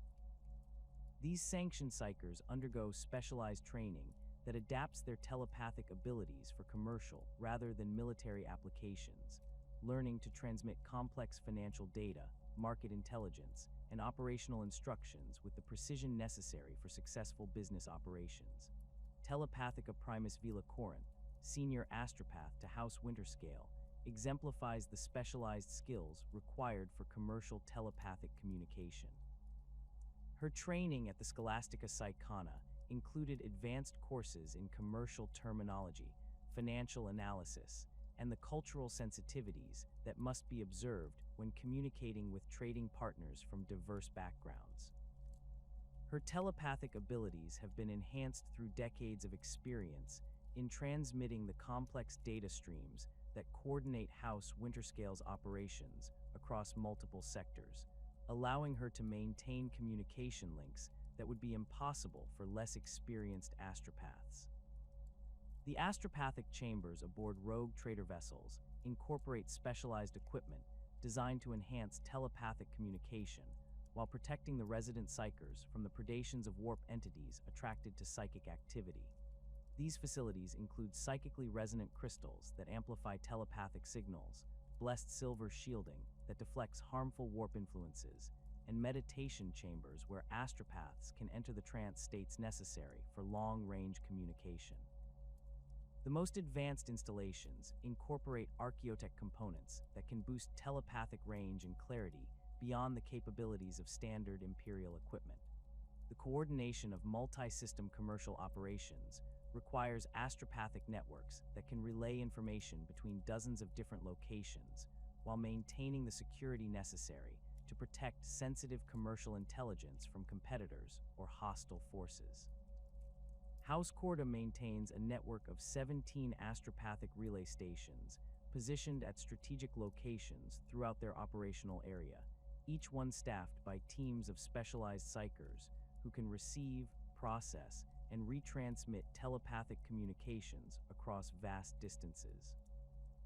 This network allows the dynasty to coordinate trading expeditions, monitor market conditions, and respond to threats or opportunities with speed that provides significant advantages over competitors who rely on less sophisticated communication systems.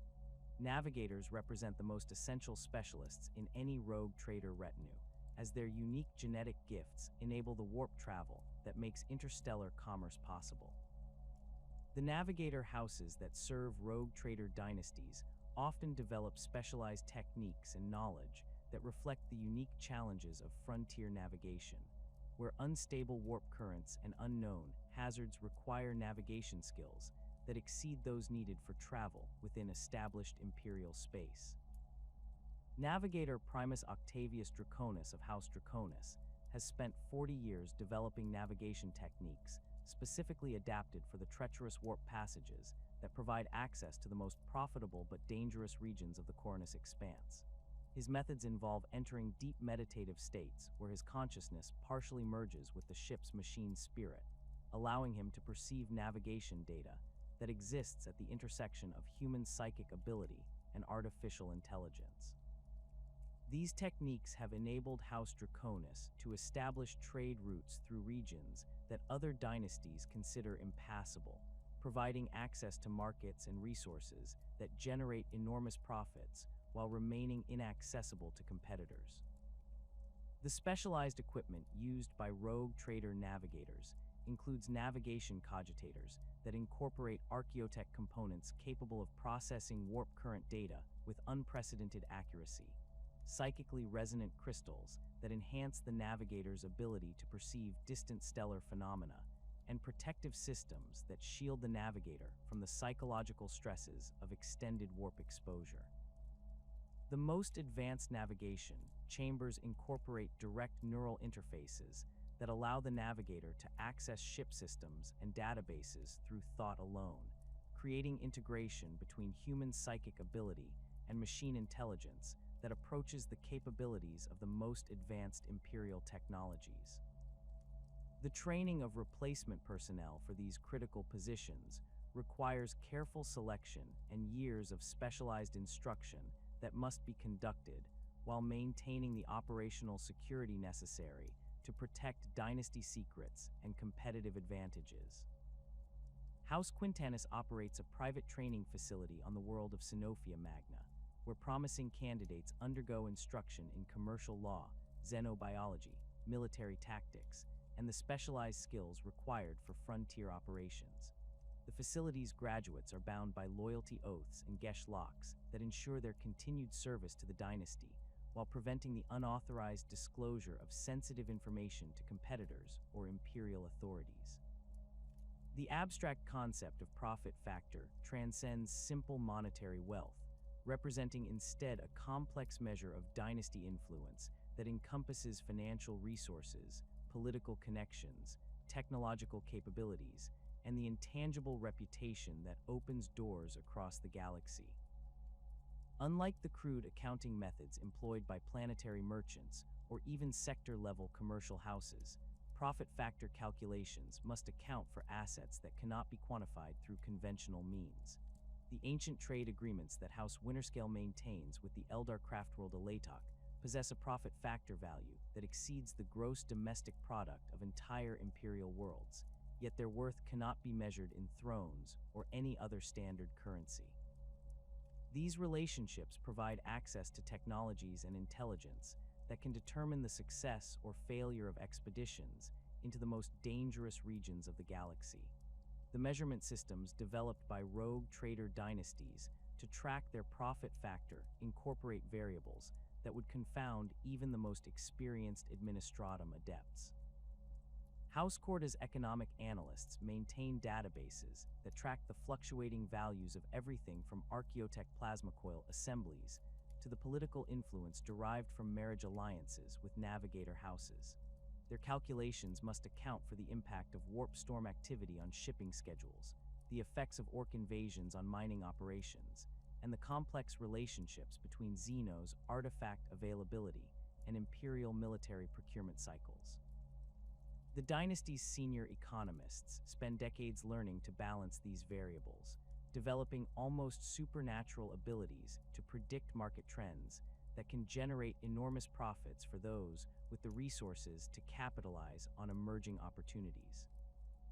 The acquisition of rare materials through rogue trader operations requires specialized knowledge that extends far beyond simple commercial transactions into areas of xenobiology, archaeotechnology, and materials science that push the boundaries of imperial understanding. The crystalline matrices used in advanced cogitator systems can only be harvested from certain types of asteroids that have been exposed to specific combinations of stellar radiation and gravitational stress over millions of years. House Kryn maintains detailed star charts identifying 17 different asteroid fields where these conditions exist, their mining operations protected by automated defense platforms and stealth fields that prevent competitors from discovering these valuable resource sites. The extraction processes required for the most valuable materials often involve technologies that blur the line between imperial engineering and carefully adapted Xeno's innovations. The quantum resonance chambers used by House Draconis to refine exotic matter particles incorporate design elements derived from Tau Earthcast manufacturing techniques, their operation requiring the constant attention of tech adepts who have sworn binding oaths never to reveal the hybrid nature of their equipment. These installations can process raw materials into components that exceed imperial manufacturing standards by orders of magnitude, creating products whose sale to the Adeptus Mechanicus generates profits sufficient to fund entire colonial expeditions. Archaeotech acquisition represents one of the most profitable but dangerous aspects of rogue trader operations, requiring expeditions into regions where the remnants of humanity's golden age lie buried beneath millennia of neglect and the predations of hostile forces.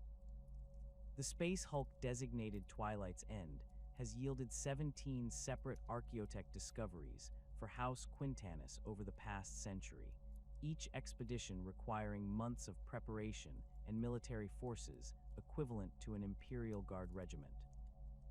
The Hulk's shifting internal configuration means that previously explored sections become inaccessible while new areas are revealed, creating opportunities for discovery that must be balanced against the constant threat of orc infestations, demon incursions, and the automated defense systems left behind by the Hulk's original builders. The authentication and evaluation of recovered Archaeotech requires expertise that combines traditional Mechanicus training with specialized knowledge developed through decades of exposure to pre-imperial technologies. Mago's Hadron Shard maintains testing facilities aboard the House Kryn flagship that can analyze the molecular structure of unknown materials, evaluate the psychic resonance properties of crystal matrices, and determine the operational parameters of devices whose function principles challenge fundamental assumptions about the nature of reality. His most valuable discovery, a functioning standard template construct for advanced plasma weapon components, required 6 months of careful analysis before its operation could be safely demonstrated to potential Mechanicus buyers. The sale of Archaeotech to Imperial authorities requires delicate negotiations that must balance the enormous profits such transactions can generate against the security risks created by revealing the dynasty's sources and capabilities. House Winterscale's sale of a complete Dark Age of technology manufacturing system to Forge World Lucius generated profits equivalent to the annual tax revenue of an entire subsector. But the transaction also attracted attention from Inquisition investigators seeking to understand how the dynasty had acquired such valuable technology. The resulting investigation required careful management and substantial bribes to prevent it from expanding into areas that could have compromised the house's other operations. Xeno's artifact acquisition presents unique challenges that require rogue traders to navigate the complex boundaries between imperial law and profitable ventures that may technically violate doctrinal restrictions on alien contact. The Tau Pulse rifle components that House Corda acquires through intermediary traders on the world of Footfall provide essential materials for Imperial Guard regiments fighting in the Damocles Gulf. Yet their acquisition requires commercial relationships with Xeno's merchants, whose very existence would be considered heretical by orthodox imperial doctrine. The dynasty maintains these relationships through a network of human intermediaries who handle the actual negotiations while providing plausible deniability for the ultimate sources of the materials. The legal frameworks that govern Xeno's artifact trade create opportunities for dynasties willing to accept the risks associated with operating in doctrinal gray areas. House Draconis maintains a private legal staff whose expertise in imperial commercial law allows them to structure transactions in ways that technically comply with anti-Xenos regulations, while still providing access to alien technologies that generate enormous profits.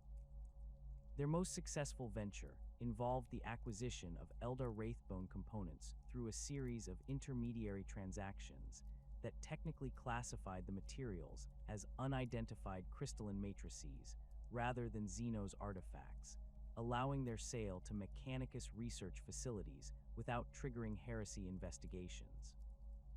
The balance between imperial law and profitable ventures requires constant vigilance and sophisticated understanding of the political currents that influence imperial policy at the highest levels. Changes in Inquisition priorities, shifts in Mechanicus doctrine, or new interpretations of commercial law can transform previously acceptable practices into heretical activities that threaten dynasty survival.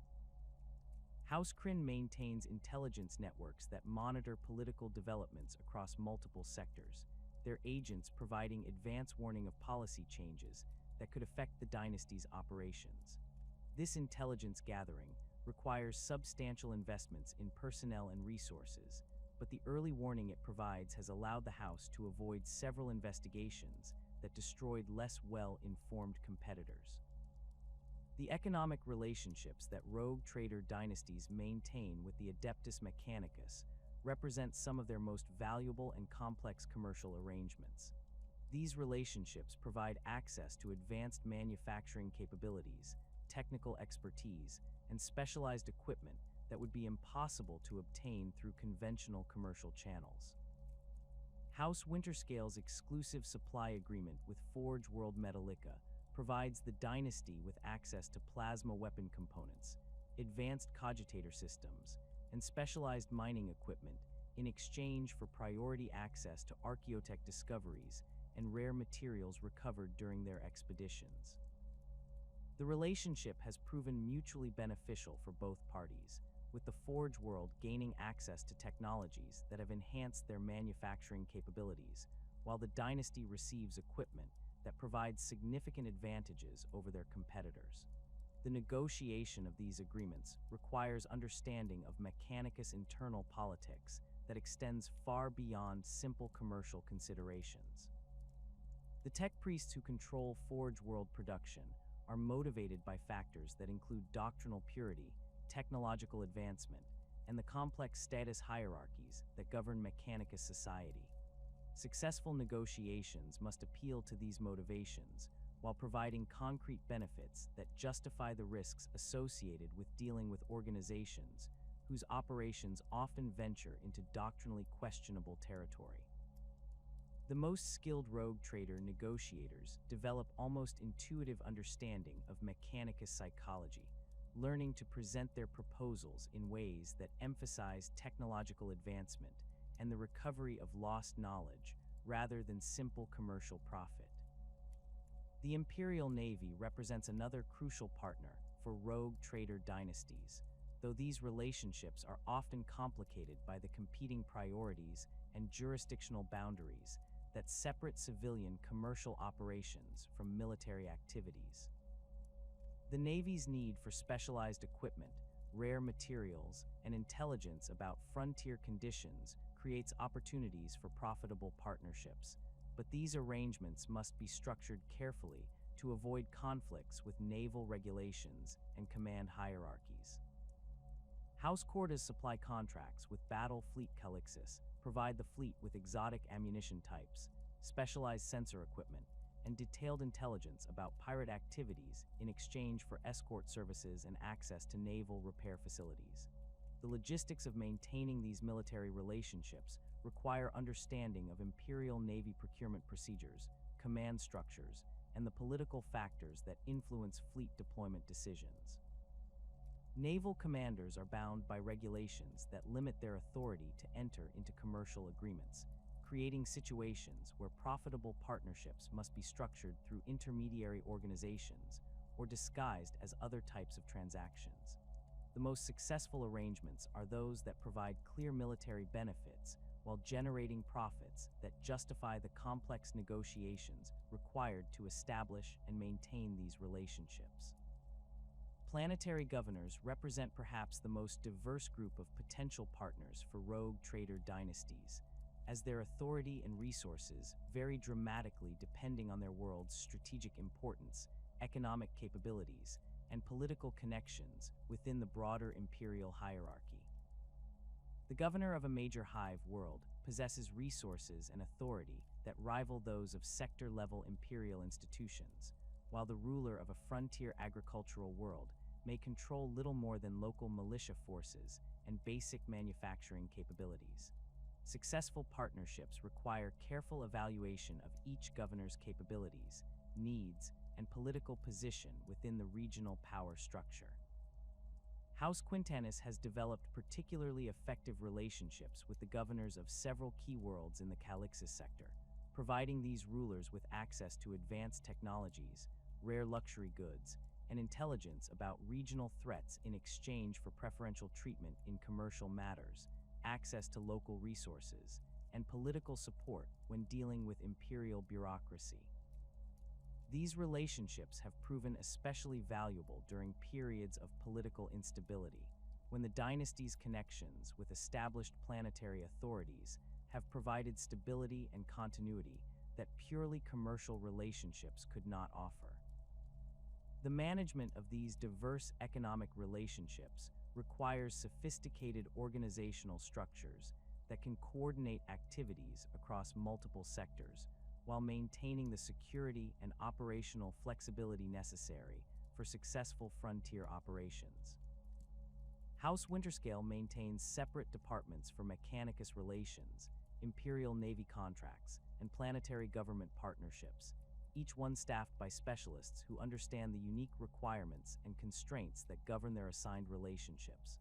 The coordination between these departments requires constant communication and careful planning to ensure that commitments made in one area do not create conflicts or complications in others. The financial instruments used to facilitate these complex economic relationships often involve innovative approaches to interstellar commerce that push the boundaries of imperial commercial law. The promissory notes issued by major rogue trader dynasties are accepted as currency by merchants and institutions across multiple sectors, their value backed not by traditional monetary reserves, but by the dynasty's reputations for honoring their commitments and their demonstrated ability to generate profits through successful operations. These instruments create financial networks that operate parallel to conventional imperial banking systems, providing liquidity and transaction capabilities that support commercial activities across vast distances and extended timeframes. The risk management strategies employed by successful dynasties must account for threats that range from market fluctuations and political instability to military conflicts and natural disasters that can destroy entire commercial networks within days or hours. The diversification of assets across multiple sectors, the maintenance of strategic reserves in secure locations, and the development of contingency plans for various crisis scenarios represent essential elements of dynasty survival in the hostile environment of interstellar commerce. House Corda's survival of the Tyranid invasion that devastated the Jericho Reach was largely due to their decision to maintain backup facilities and supply caches in multiple locations, allowing them to continue operations even after losing their primary base of operations.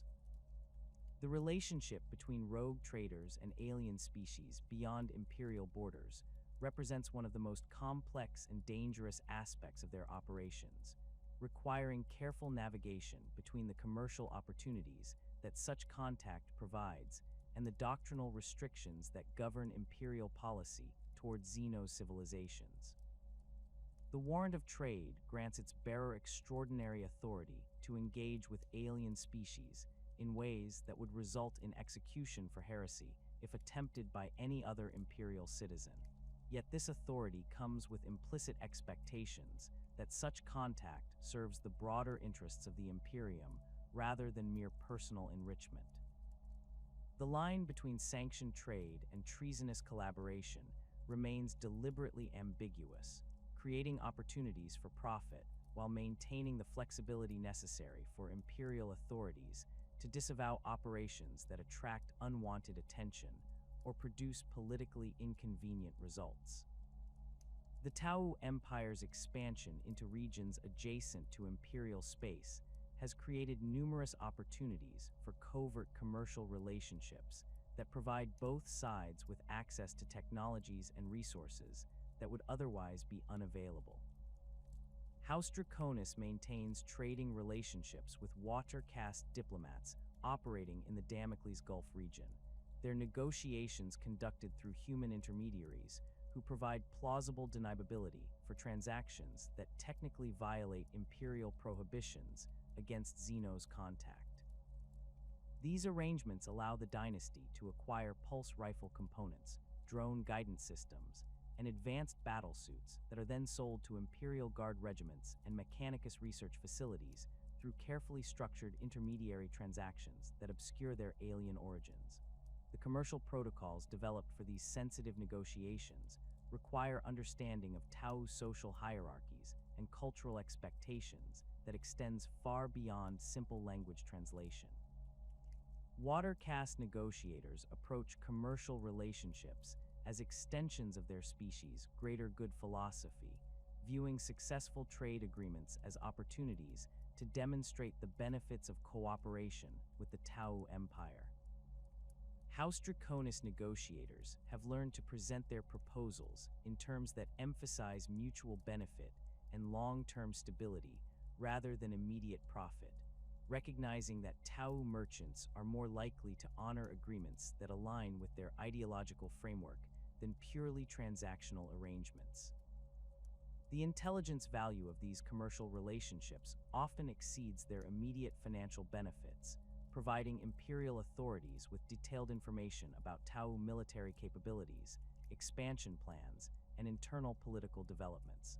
House Draconis maintains detailed records of every interaction with Tau representatives, their reports providing Imperial Navy commanders with advance warning of Tau fleet movements and strategic intentions.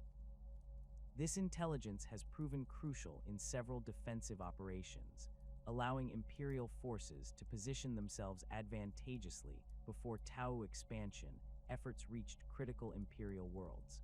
The dynasty's ability to provide such valuable intelligence has earned them protection from Inquisition investigations that might otherwise have focused on their questionable commercial practices. Eldar craftworlds represent perhaps the most challenging Xenos partners for rogue trader operations, as their advanced psychic abilities and millennia of experience make them nearly impossible to deceive or manipulate through conventional commercial tactics. The ancient trade agreements that House Winterscale maintains with Craftworld Alatok date back over 3,000 years, their terms negotiated through a series of complex rituals that required the dynasty to demonstrate their commitment to mutual benefit rather than simple exploitation. These relationships provide access to Wraithbone components, psychic crystals, and advanced technologies that cannot be obtained through any other source, yet they also create obligations that can force the dynasty to act in ways that serve Eldar interests rather than immediate Imperial concerns. The Eldar approach to commercial relationships reflects their species' complex understanding of fate and causality, with agreements structured to account for potential future developments that may not become apparent for decades or centuries.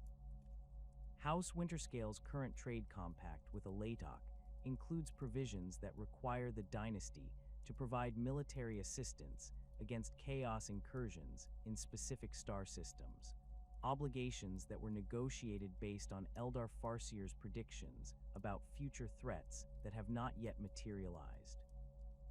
The dynasty's willingness to honor these unusual terms has maintained their access to Eldar markets while demonstrating the long-term thinking necessary for successful relationships with species whose lifespans and perspectives dwarf those of human merchants.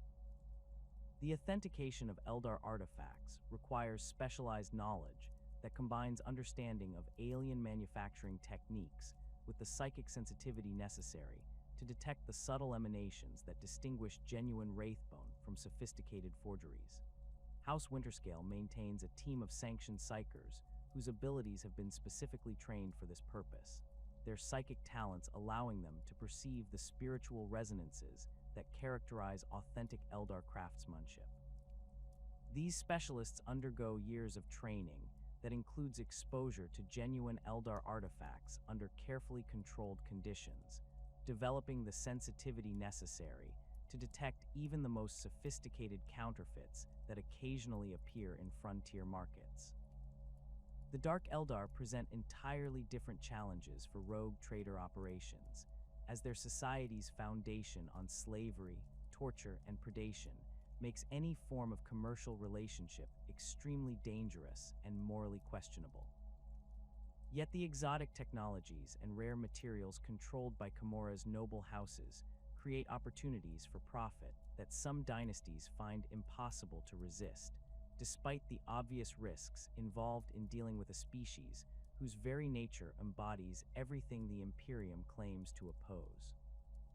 House Kryn's limited dealings with Dark Eldar pirates have provided access to pain amplifiers, neural shredders, and other technologies whose applications in interrogation and crowd control make them valuable to certain Imperial authorities despite their horrific origins. The negotiation protocols required for Dark Eldar contact emphasize strength and ruthlessness, rather than the diplomatic approaches that prove effective with other Xeno species. Dark Eldar merchants respect only those who demonstrate the power to defend themselves and the willingness to inflict consequences on those who violate agreements. House Kryn's representatives carry weapons that can inflict immediate and painful death, their body language and speech patterns carefully calibrated to project controlled violence rather than commercial accommodation. These negotiations typically take place in neutral locations where both parties maintain armed escorts, with agreements structured to provide immediate mutual benefit rather than long-term partnerships that require ongoing trust. The orc species presents unique commercial opportunities due to their fragmented tribal structure and their species' inherent fascination with violence and mechanical devices. Individual orc clans often possess valuable salvage recovered from battlefield sites, including Imperial equipment, Xenos artifacts, and occasionally functional archaeotech that the orcs themselves cannot properly utilize. House Korda has developed relationships with several orc mechbas whose tribes control salvage yards in the Cornus Expanse, their negotiations conducted through a combination of intimidation, bribery, and the provision of weapons that enhance the orcs' ability to engage in the constant warfare that defines their society. The challenge of orc negotiations lies in their species' unpredictable nature and their tendency to view any interaction as a potential prelude to violence. Successful commercial relationships require careful management of orc psychology, providing them with opportunities to demonstrate their martial prowess while maintaining enough control to prevent negotiations from degenerating into simple combat. House Korda's negotiators carry weapons specifically designed to impress orcs without appearing threatening, their equipment chosen to demonstrate technological superiority, while avoiding the advanced designs that might trigger the orcs' instinctive desire to acquire superior weaponry through violence. The intelligence-gathering opportunities created by Xeno's contact provide rogue trader dynasties with information that can be crucial for Imperial military planning and strategic decision-making.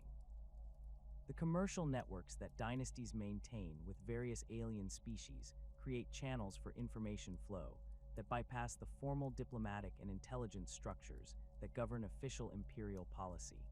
House Draconis's relationships with Tau merchants have provided advance warning of several expansion efforts, allowing Imperial Navy commanders to position defensive fleets before Tau forces could establish footholds in contested systems.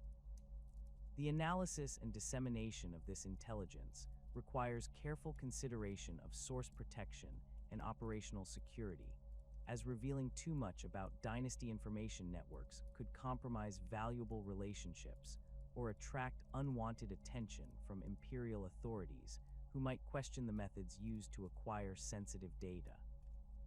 House Winterscale maintains a specialized intelligence analysis department staffed by former Administratum adepts and Imperial Guard intelligence officers, whose expertise allows them to evaluate the reliability of information obtained from Xeno's sources, while presenting their findings in formats that Imperial military commanders can utilize without questioning the ultimate sources. The technological benefits derived from Xeno's contact often provide rogue trader dynasties with competitive advantages that can determine the success or failure of their operations in hostile frontier regions. The plasma containment systems that House Kryn acquired acquired through their limited dealings with Dark Eldar merchants have proven essential for maintaining their Archaeotech weapon systems, providing containment capabilities that exceed Imperial manufacturing standards by significant margins.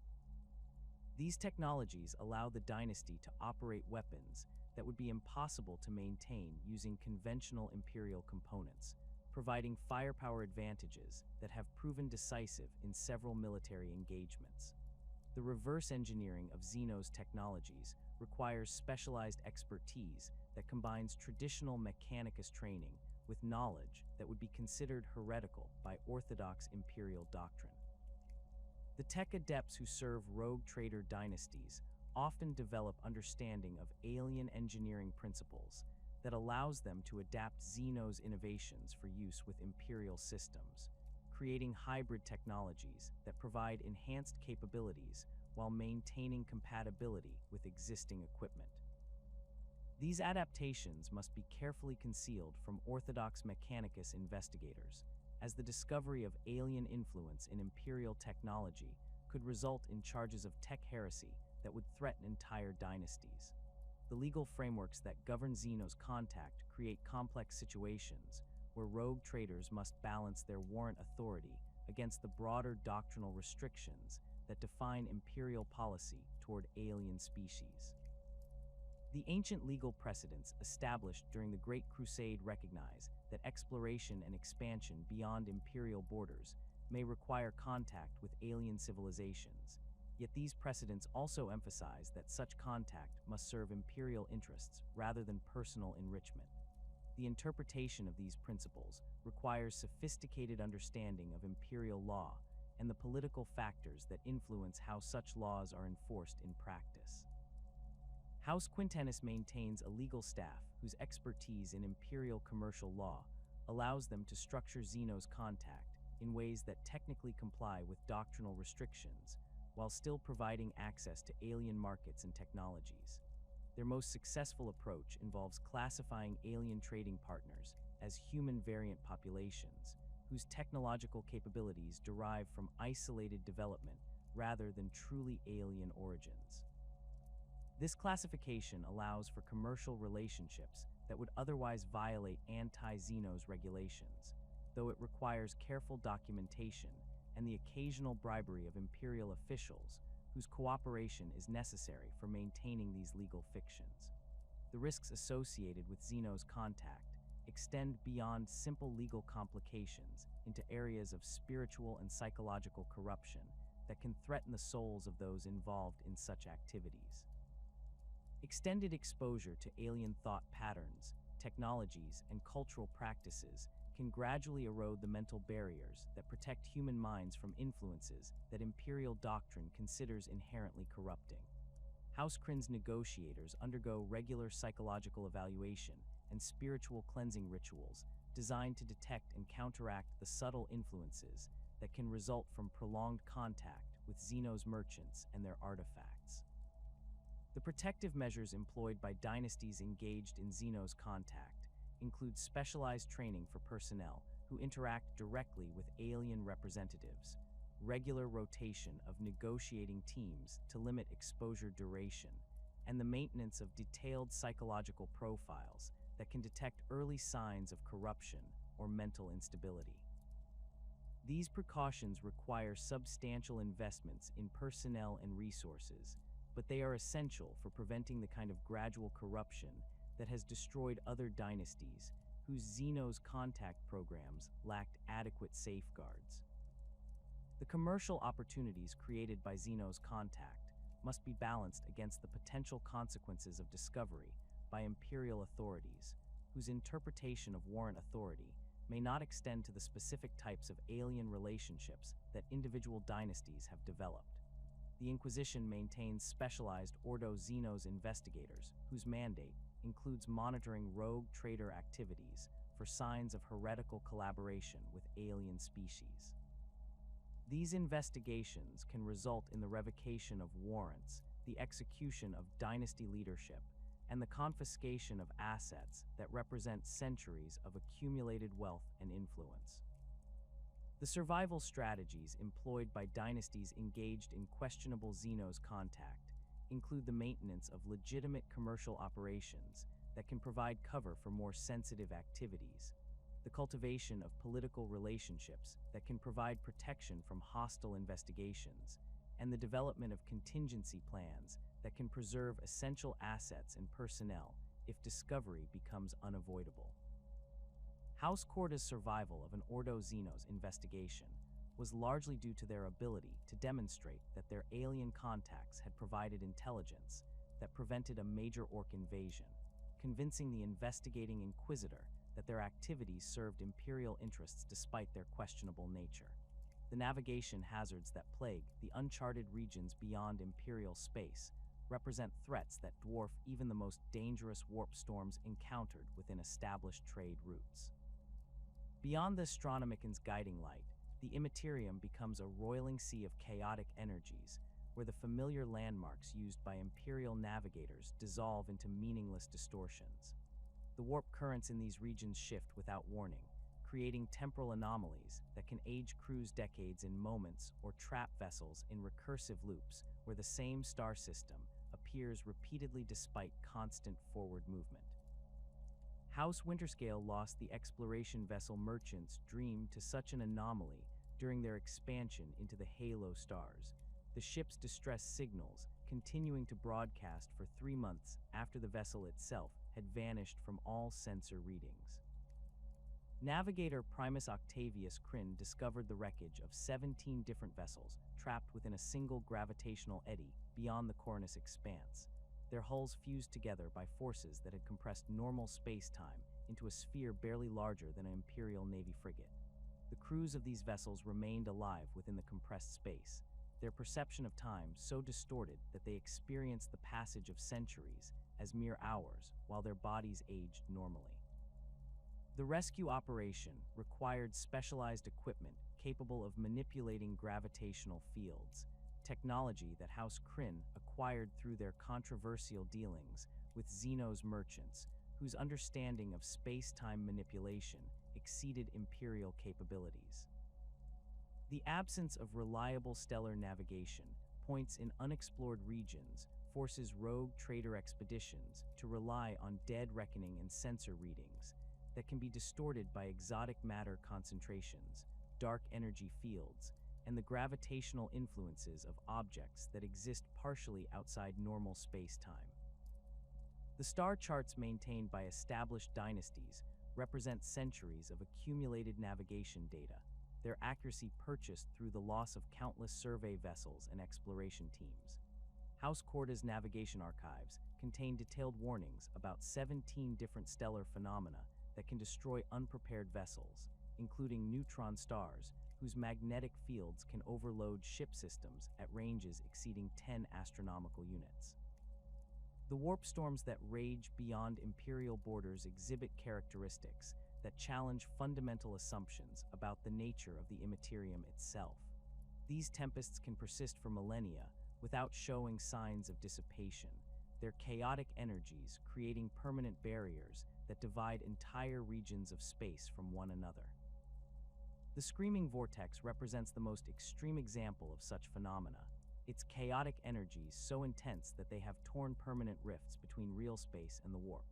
Navigation through regions affected by these storms requires techniques that push navigator abilities to their absolute limits, with many houses developing specialized bloodline modifications that enhance their resistance to warp exposure at the cost of reduced lifespan and increased susceptibility to psychic corruption. The psychological stresses of extended warp travel without proper guidance create unique challenges for crew management and operational security. The human mind requires the stability provided by the Astronomican's psychic beacon to maintain proper orientation during warp transit, and prolonged exposure to unguided warp travel can result in temporal displacement, memory fragmentation, and the gradual erosion of individual identity.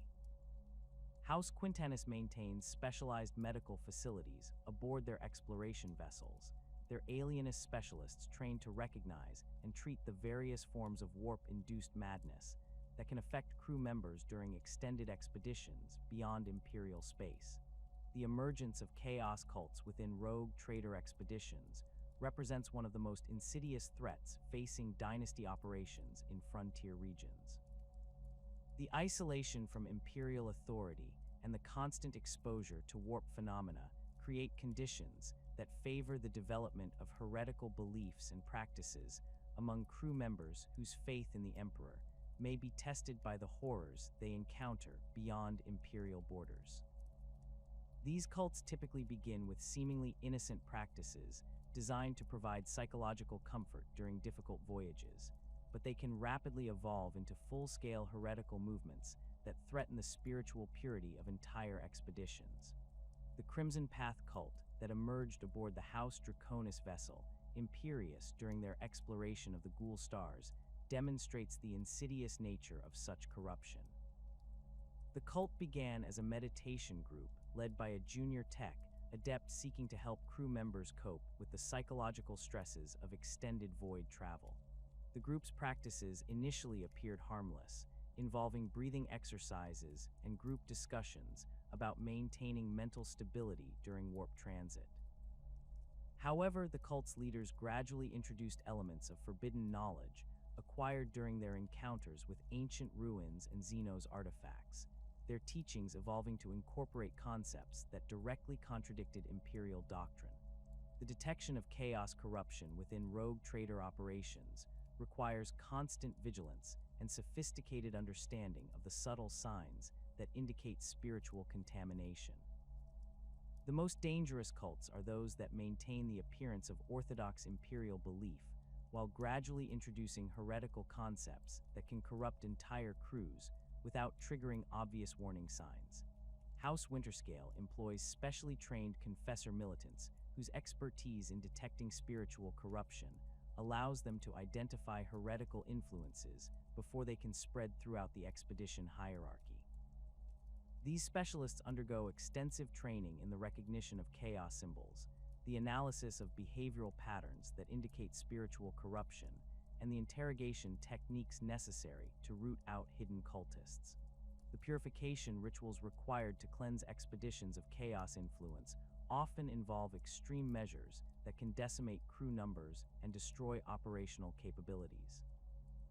The complete spiritual cleansing of the Imperius required the execution of over 300 crew members whose exposure to heretical teachings had progressed beyond the possibility of redemption.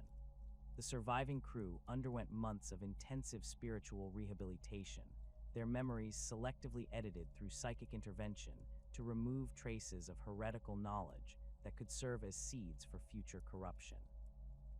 The process left the vessel's crew complement reduced by nearly 40%, forcing House Draconis to recruit replacement personnel from their other operations, while maintaining strict quarantine protocols to prevent the spread of residual corruption. The heretical movements that flourish in regions beyond imperial control often incorporate elements of genuine imperial doctrine twisted to serve the purposes of chaos worship.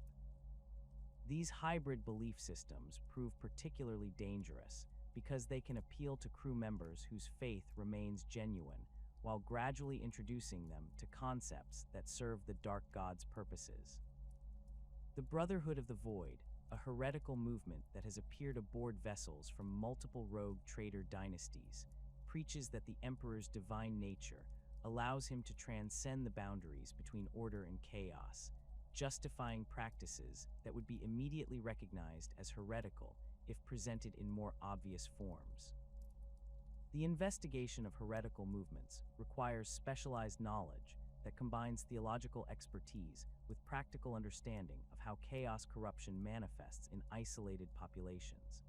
The Inquisition maintains liaison officers who work with major rogue trader dynasties to provide guidance on the detection and elimination of heretical influences, though these relationships are often complicated by the Inquisition's suspicion of dynasty activities that may themselves border on heretical. House Crin's relationship with Inquisitor Vex Corvanis has proven mutually beneficial, with the dynasty providing the Inquisitor with intelligence about chaos activities in frontier regions, while receiving guidance on maintaining spiritual purity during extended operations beyond imperial borders. Orc WAAGs represent perhaps the most unpredictable military threat facing rogue trader operations in unexplored regions, as these massive migrations of greenskin warriors can appear without warning and devastate entire star systems before imperial authorities can mount effective resistance. The tribal nature of Orc society means that WAAGs can emerge from seemingly pacified regions when charismatic warbosses succeed in uniting previously fractured clans under their leadership. House Corda's mining operations in the Cornish Expanse have been disrupted by 3 separate WAAGs over the past century, each one requiring the deployment of substantial military forces and the temporary abandonment of valuable resource extraction sites. The early warning systems developed by experienced dynasties focus on detecting the social and technological changes that precede major Orc mobilizations. The appearance of more sophisticated weaponry among Orc tribes, increased coordination between previously independent clans, and the construction of larger spacecraft all indicate the possible emergence of a WAAG that could threaten regional stability. House Winterscale maintains intelligence networks that monitor Orc activities across multiple sectors, their agents providing advance warning that allows the dynasty to relocate valuable assets and prepare defensive positions before Orc forces can threaten critical installations. The military tactics required to combat Orc WAAGs differ significantly from conventional imperial doctrine, as greenskin forces exhibit unpredictable behavioral patterns and technological capabilities that can vary dramatically between different tribal groups. Orc mechboys can produce weapons and vehicles that exceed imperial capabilities through their species' inherent psychic field, creating equipment whose operation principles defy rational analysis. The defense of House Quintanis mining facilities against Warboss Scarfang's WAAG required the deployment of specialized anti-Orc weaponry, including sonic disruptors that could interfere with the psychic fields that enable Orc technology and flame weapons, specifically designed to counter the Greenskins' remarkable regenerative abilities. Tyranid splinter fleets represent an existential threat to rogue trader operations, as these biomechanical swarms can consume entire star systems while adapting their tactics and organisms to counter whatever resistance they encounter. The hive mind's ability to learn from each engagement means that conventional defensive strategies become less effective over time, forcing rogue trader dynasties to develop innovative approaches to combat that can stay ahead of Tyranid adaptation. House Draconis encountered a minor splinter fleet during their exploration of the Eastern Fringe, the engagement requiring the complete evacuation of 3 colonial settlements and the deployment of experimental weapons whose effectiveness could not be guaranteed. The biological weapons employed by Tyranid organisms create unique challenges for medical personnel and defensive planners who must account for toxins, parasites, and viral agents that can spread through ship populations with devastating efficiency. The standard medical protocols developed for conventional warfare prove inadequate against Tyranid bioweapons, which can adapt to countermeasures and evolve new forms of lethality during the course of a single engagement. House Corda maintains specialized medical facilities equipped with experimental treatments and containment systems designed specifically for Tyranid biological agents, their development requiring collaboration with Mechanicus biologus specialists, whose expertise in xenobiology exceeds standard imperial medical training. The psychological impact of Tyranid encounters extends beyond simple combat stress into areas of existential horror that can permanently damage the mental stability of survivors. The hive mind's alien intelligence creates a sense of cosmic insignificance that challenges fundamental human assumptions about individual worth and the meaning of existence. The crew members who survived House Draconis' encounter with the Splinter Fleet required extensive psychological rehabilitation, their treatment including memory modification techniques designed to reduce the traumatic impact of exposure to the hive mind's alien consciousness. The threat of mutiny represents a constant concern for rogue trader operations, as the isolation and stress of extended expeditions beyond imperial borders can create conditions that favor rebellion among crew members whose loyalty may be tested by the hardships and dangers they encounter. The vast wealth controlled by rogue trader dynasties creates obvious targets for ambitious subordinates who may view their commanders' resources as opportunities for personal enrichment. The hierarchical nature of dynasty operations means that successful mutinies can result in the complete collapse of carefully built commercial networks and the loss of assets that represent centuries of accumulated wealth. The mutiny that nearly destroyed House Corvanis during their exploration of the Halo stars demonstrates the devastating potential of internal rebellion within rogue trader expeditions. The uprising began among the dynasty's military forces, whose commander had grown increasingly resentful of what he perceived as inadequate compensation for the risks his troops faced during dangerous planetary surveys. The rebellion spread rapidly through the expedition hierarchy, with junior officers and technical specialists joining the mutineers in hopes of claiming shares of the dynasty's accumulated wealth. The conflict lasted for 3 months and resulted in the destruction of 2 vessels and the loss of over 60% of the expedition's personnel.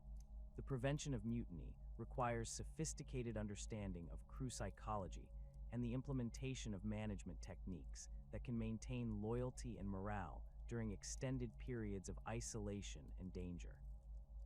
Successful dynasties employ psychological specialists who monitor crew behavior for signs of growing discontent and implement interventions designed to address problems before they can escalate into open rebellion.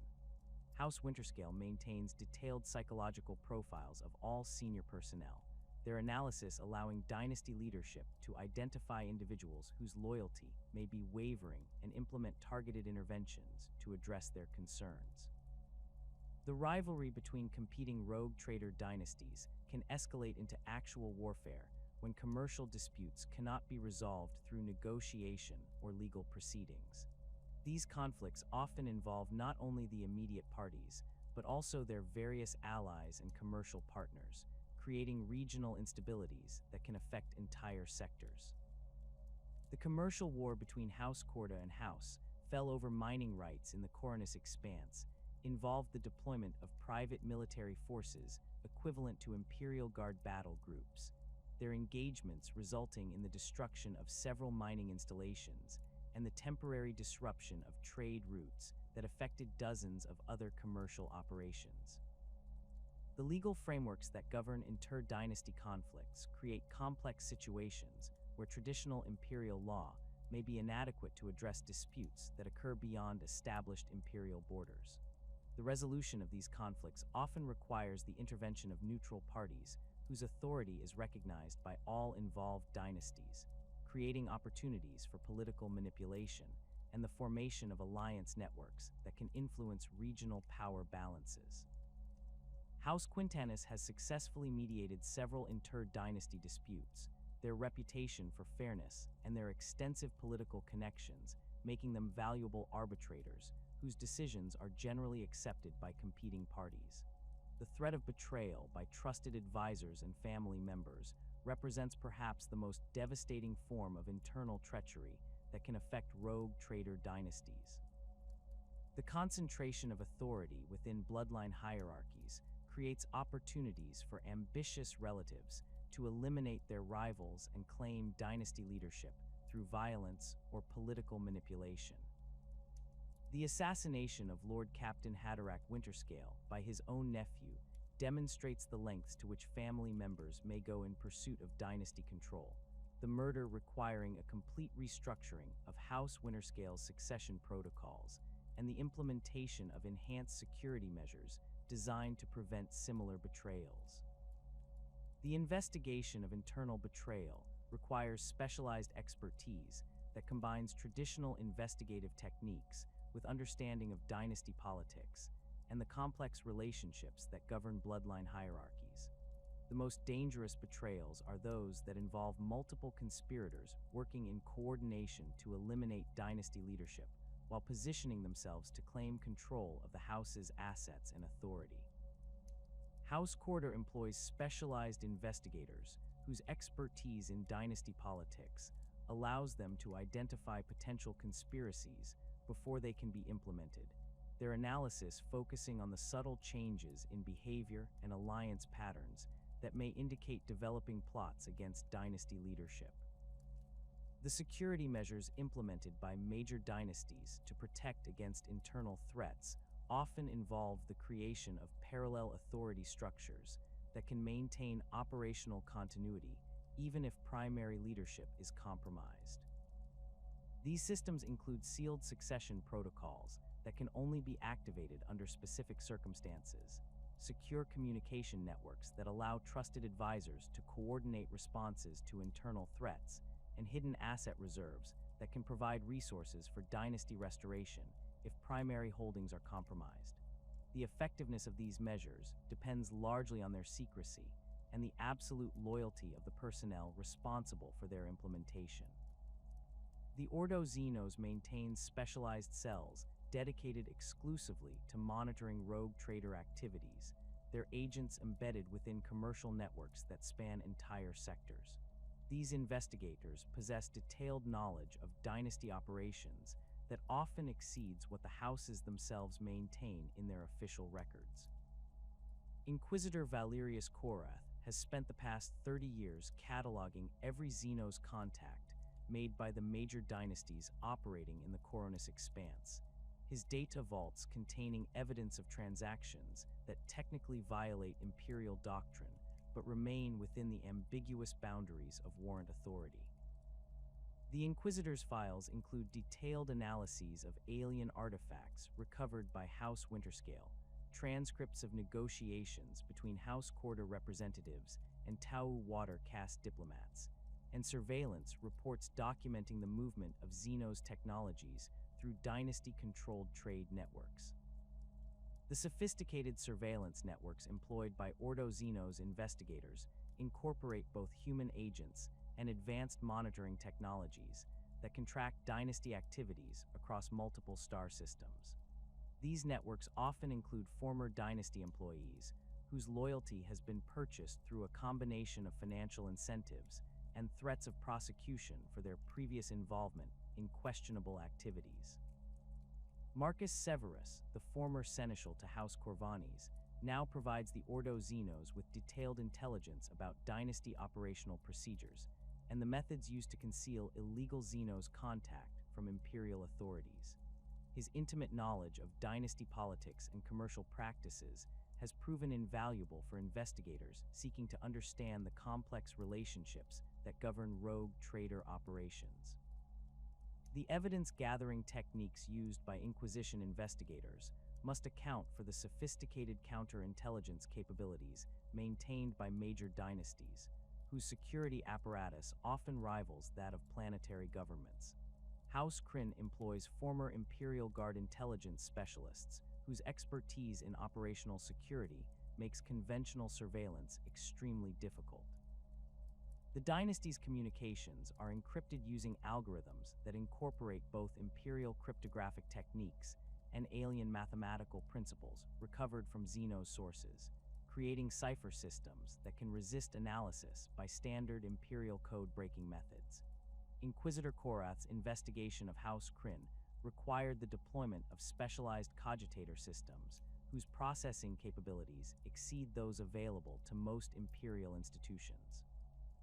The legal complexities surrounding warrant authority create significant challenges for Inquisition investigators seeking to build cases against dynasties whose activities may violate imperial law while remaining technically within their granted privileges.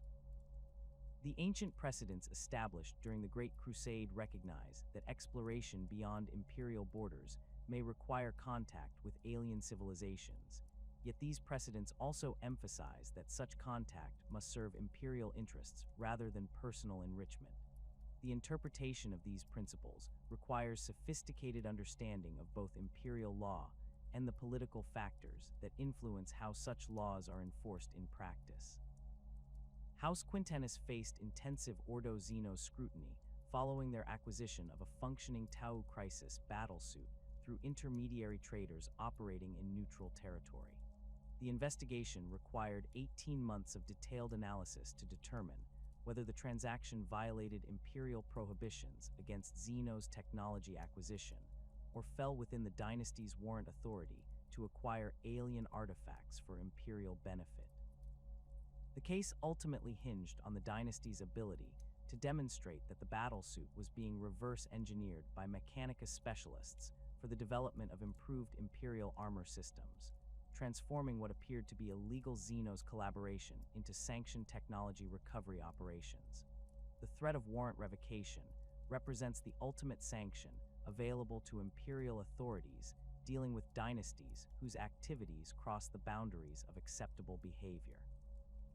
This extreme measure requires approval from the highest levels of imperial government and typically involves not only the cancellation of dynasty privileges, but also the confiscation of assets and the execution of family members deemed complicit in heretical activities.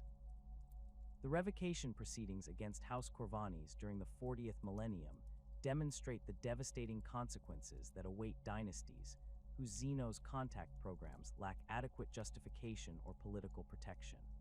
The investigation that led to House Corvanis' downfall began with routine surveillance of their trading operations in the Eastern Fringe, where Ordo Xeno's agents had detected unusual patterns in cargo manifests and crew rotations that suggested possible Xeno's contact.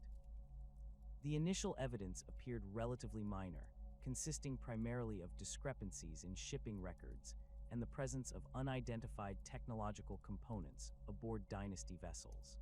However, the investigation expanded dramatically when captured pirates revealed that House Corvanis had been purchasing alien weapons and providing them to human raiders operating against imperial shipping lanes.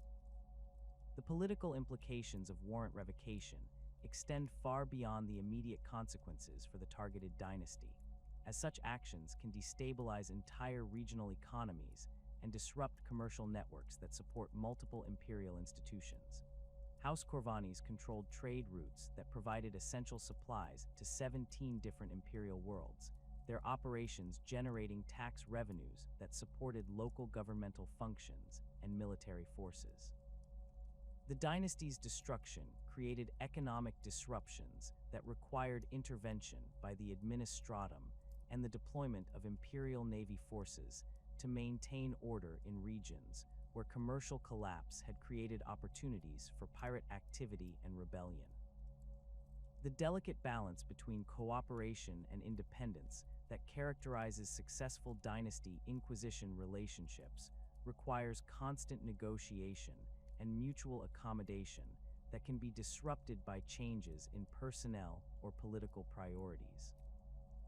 House Winterscale has maintained positive relationships with Ordo Xeno's investigators for over 2 centuries, their cooperation providing valuable intelligence about Xeno's activities in exchange for protection from investigations that might otherwise have focused on their extensive alien contacts. This arrangement has proven mutually beneficial, with the dynasty's commercial networks providing the Inquisition with early warning of alien threats, while their political connections offer protection from hostile investigations. The intelligence sharing agreements that govern these cooperative relationships typically involve the dynasty providing detailed reports about Xeno civilizations encountered during their expeditions, including assessments of alien military capabilities, technological developments, and strategic intentions that may affect imperial security. House Draconis maintains specialized intelligence analysis departments whose reports about Tau expansion efforts have proven crucial for imperial military planning in the Damocles Gulf region. The dynasty's willingness to share this information has earned them protection from Ordo Xeno's investigations that might otherwise have focused on their questionable commercial practices. The operational security measures employed by dynasties seeking to maintain their independence while avoiding Inquisition scrutiny often involve the creation of multiple layers of legal protection and plausible deniability that can obscure the true nature of their activities. House Corda structures their Xeno's contact operations through a network of subsidiary companies and intermediary organizations that provide legal separation between the dynasty leadership and potentially heretical activities. This approach allows the house to maintain commercial relationships with alien species while ensuring that direct evidence of such contact cannot be easily traced to the warrant holders themselves. The compartmentalization of sensitive operations requires sophisticated organizational structures that can maintain operational effectiveness while limiting the exposure of dynasty leadership to criminal liability. The most successful approaches involve the creation of independent cells that operate with minimal knowledge of the broader organizational structure, their activities coordinated through intermediaries who possess only limited information about the ultimate sources of their instructions. House Kryn's Xenos contact operations are managed through 17 different subsidiary organizations, each one operating independently and maintaining separate financial and operational records that obscure their connections to the dynasty's primary leadership. The counterintelligence capabilities developed by major dynasties often incorporate techniques and technologies that exceed those available to standard imperial institutions, their effectiveness derived from the vast resources and specialized expertise that successful houses can accumulate over centuries of operations. House Winterscale employs former Inquisition acolytes whose knowledge of investigative techniques allows them to identify and neutralize surveillance operations before they can gather compromising evidence. The dynasty's security apparatus includes psychic specialists whose abilities can detect telepathic surveillance and technical experts who can identify and disable electronic monitoring devices that might be planted by hostile investigators. The psychological profiles maintained by Inquisition investigators focus on identifying the personality traits and behavioral patterns that indicate susceptibility to corruption or heretical influence among dynasty personnel. These assessments examine factors including religious devotion, loyalty to imperial doctrine, resistance to alien influence, and the psychological stability necessary to maintain proper judgment during extended exposure to xeno-civilizations. The most dangerous individuals are those who demonstrate intellectual curiosity about alien cultures combined with flexibility in their interpretation of imperial doctrine, characteristics that may indicate potential for gradual corruption through prolonged Xenos contact. Inquisitor Korath's analysis of House Korda personnel identified 17 individuals whose psychological profiles suggested increased risk of corruption through alien influence. Their assessment based on factors including their educational backgrounds, previous exposure to Xenos artifacts, and their responses to standardized loyalty testing procedures. The Inquisitor's recommendations led to the reassignment of these individuals to positions where their access to sensitive information was limited, though the dynasty's compliance with these suggestions was voluntary rather than mandatory given their warrant authority. The doctrinal education programs implemented by dynasties seeking to maintain good relationships with Inquisition investigators often involve extensive training in imperial theology and the proper interpretation of religious doctrine as it applies to frontier operations. These programs emphasize the distinction between acceptable Xenos contact that serves imperial interests and heretical collaboration that benefits alien species at imperial expense. House Quintanis maintains a staff of confessor militants whose responsibilities include providing regular spiritual guidance to dynasty personnel and conducting loyalty assessments that can identify individuals whose faith may be wavering under the stresses of frontier operations. The ritual purification procedures required after significant Xenos contact involve complex ceremonies that combine elements of imperial religious doctrine with practical measures designed to detect and eliminate alien influence. These rituals typically include extensive interrogation under truth-inducing drugs, psychic examination by sanctioned psychers trained to detect alien mental influences, and physical cleansing procedures that can remove biological or technological contaminants that may have been acquired during alien contact. The most thorough purification procedures can require weeks to complete and may result in permanent psychological changes that affect the individual's ability to function in their previous role. The documentation requirements that govern dynasty operations in regions where Xenos contact is likely involve the maintenance of detailed records that can demonstrate the imperial benefits derived from alien interactions, while providing evidence of proper precautions against corruption. These records must include comprehensive assessments of alien technologies acquired through trade, detailed analyses of intelligence gathered about Xenos' military capabilities, and thorough documentation of the security measures employed to prevent unauthorized disclosure of sensitive information.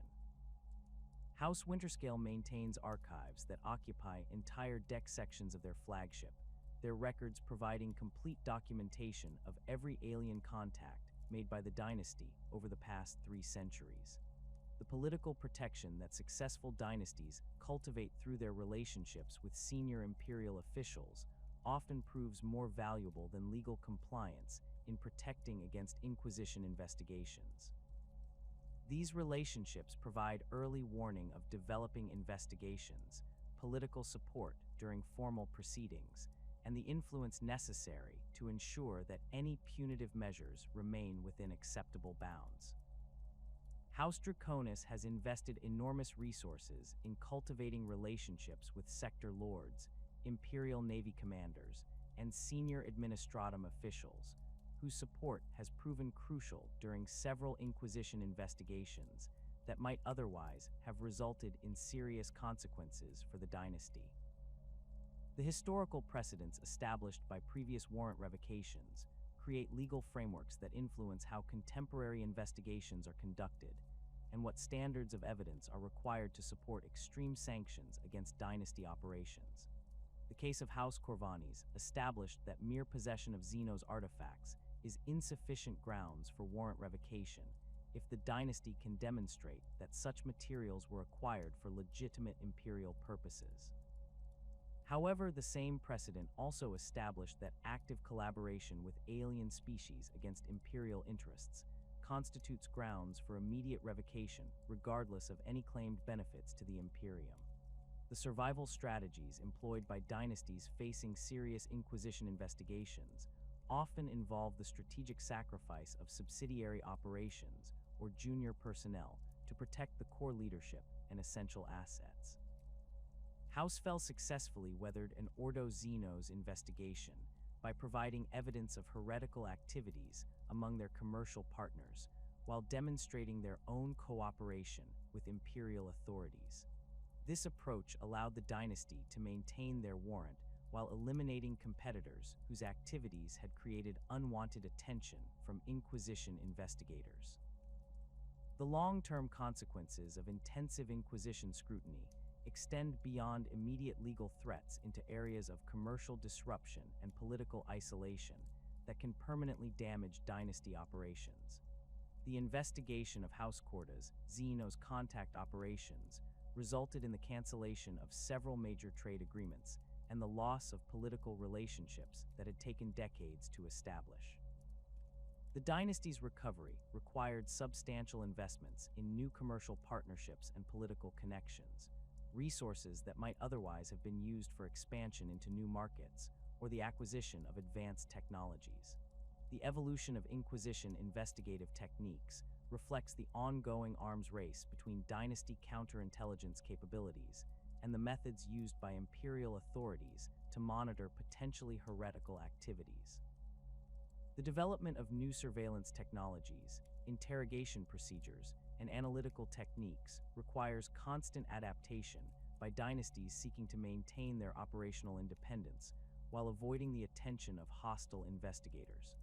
The most successful houses are those that anticipate these developments and implement countermeasures before new investigative techniques can compromise their operations. The return of Robute Guilliman and the dawn of the era Indomitus has fundamentally altered the operational landscape for rogue trader dynasties across the galaxy. The Primarch's resurrection and his assumption of the role of Lord Commander of the Imperium brought sweeping administrative reforms that have touched every aspect of imperial governance, including the ancient privileges and responsibilities of warrant holders. The Ultima founding created new Space Marine chapters, specifically designed to reinforce the Imperium's most threatened regions, while the Indomitus Crusade launched massive military campaigns to reclaim worlds lost during the time of ending. These developments have created both unprecedented opportunities and significant challenges for dynasties whose operations span the galaxy's most dangerous frontiers. The Great Rift's emergence has severed traditional trade routes that dynasties had maintained for millennia, forcing rapid adaptation to new navigational realities that have fundamentally altered the economics of interstellar commerce. The massive warp storm now divides the galaxy into Imperium Sanctus and Imperium Nihilus, creating barriers that even the most experienced navigators struggle to traverse safely. House Winterscale lost contact with 17 trading posts on the dark side of the rift, their commercial networks suddenly cut off from the primary supply lines that had sustained them for over 3,000 years. The dynasty's response involved the complete restructuring of their operational priorities, with resources redirected toward establishing new trade routes within Imperium Sanctus, while maintaining skeleton crews at installations that might still be accessible through dangerous warp passages. The instability of warp travel in the post-Rift galaxy has created new opportunities for dynasties willing to accept the increased risks associated with navigating the chaotic currents that now characterize much of the galaxy. The traditional monopolies held by established navigator houses have been disrupted by the emergence of previously unknown warp routes that require innovative navigation techniques. House Corda discovered 3 new passages through the Rift's periphery, their exploration vessels equipped with experimental navigation equipment that combines traditional Imperial technology with carefully adapted alien innovations. These routes provide access to markets that have been isolated since the Rift's formation, creating opportunities for enormous profits for those brave enough to attempt the dangerous journeys. The Necron Awakening has introduced threats that require completely new approaches to military planning and risk assessment. The ancient Xeno species possesses technologies that can neutralize conventional Imperial defenses with terrifying efficiency, their tomb worlds awakening throughout regions that rogue trader dynasties had previously considered secure. House Quintanis encountered a fully awakened Necron tomb complex during their exploration of the Ghoul Stars, the engagement resulting in the complete loss of 2 exploration vessels and forcing the dynasty to abandon mining operations worth billions of thrones. The Necron forces demonstrated capabilities that exceeded anything in the dynasty's previous experience, including weapons that could phase matter out of existence and defensive systems that could regenerate faster than Imperial weapons could damage them. The technological superiority of awakened Necron forces has forced dynasties to invest heavily in new defensive systems and tactical doctrines specifically designed to counter these ancient threats. The energy weapons employed by Necron warriors can penetrate void shields and adamantine armor with equal efficiency, while their resurrection protocols allow destroyed units to return to combat within minutes of their apparent destruction. House Kryn has developed specialized anti-Necron weaponry that incorporates principles derived from their analysis of captured Xenos technology, though the effectiveness of these weapons remains limited against the most advanced Necron constructs.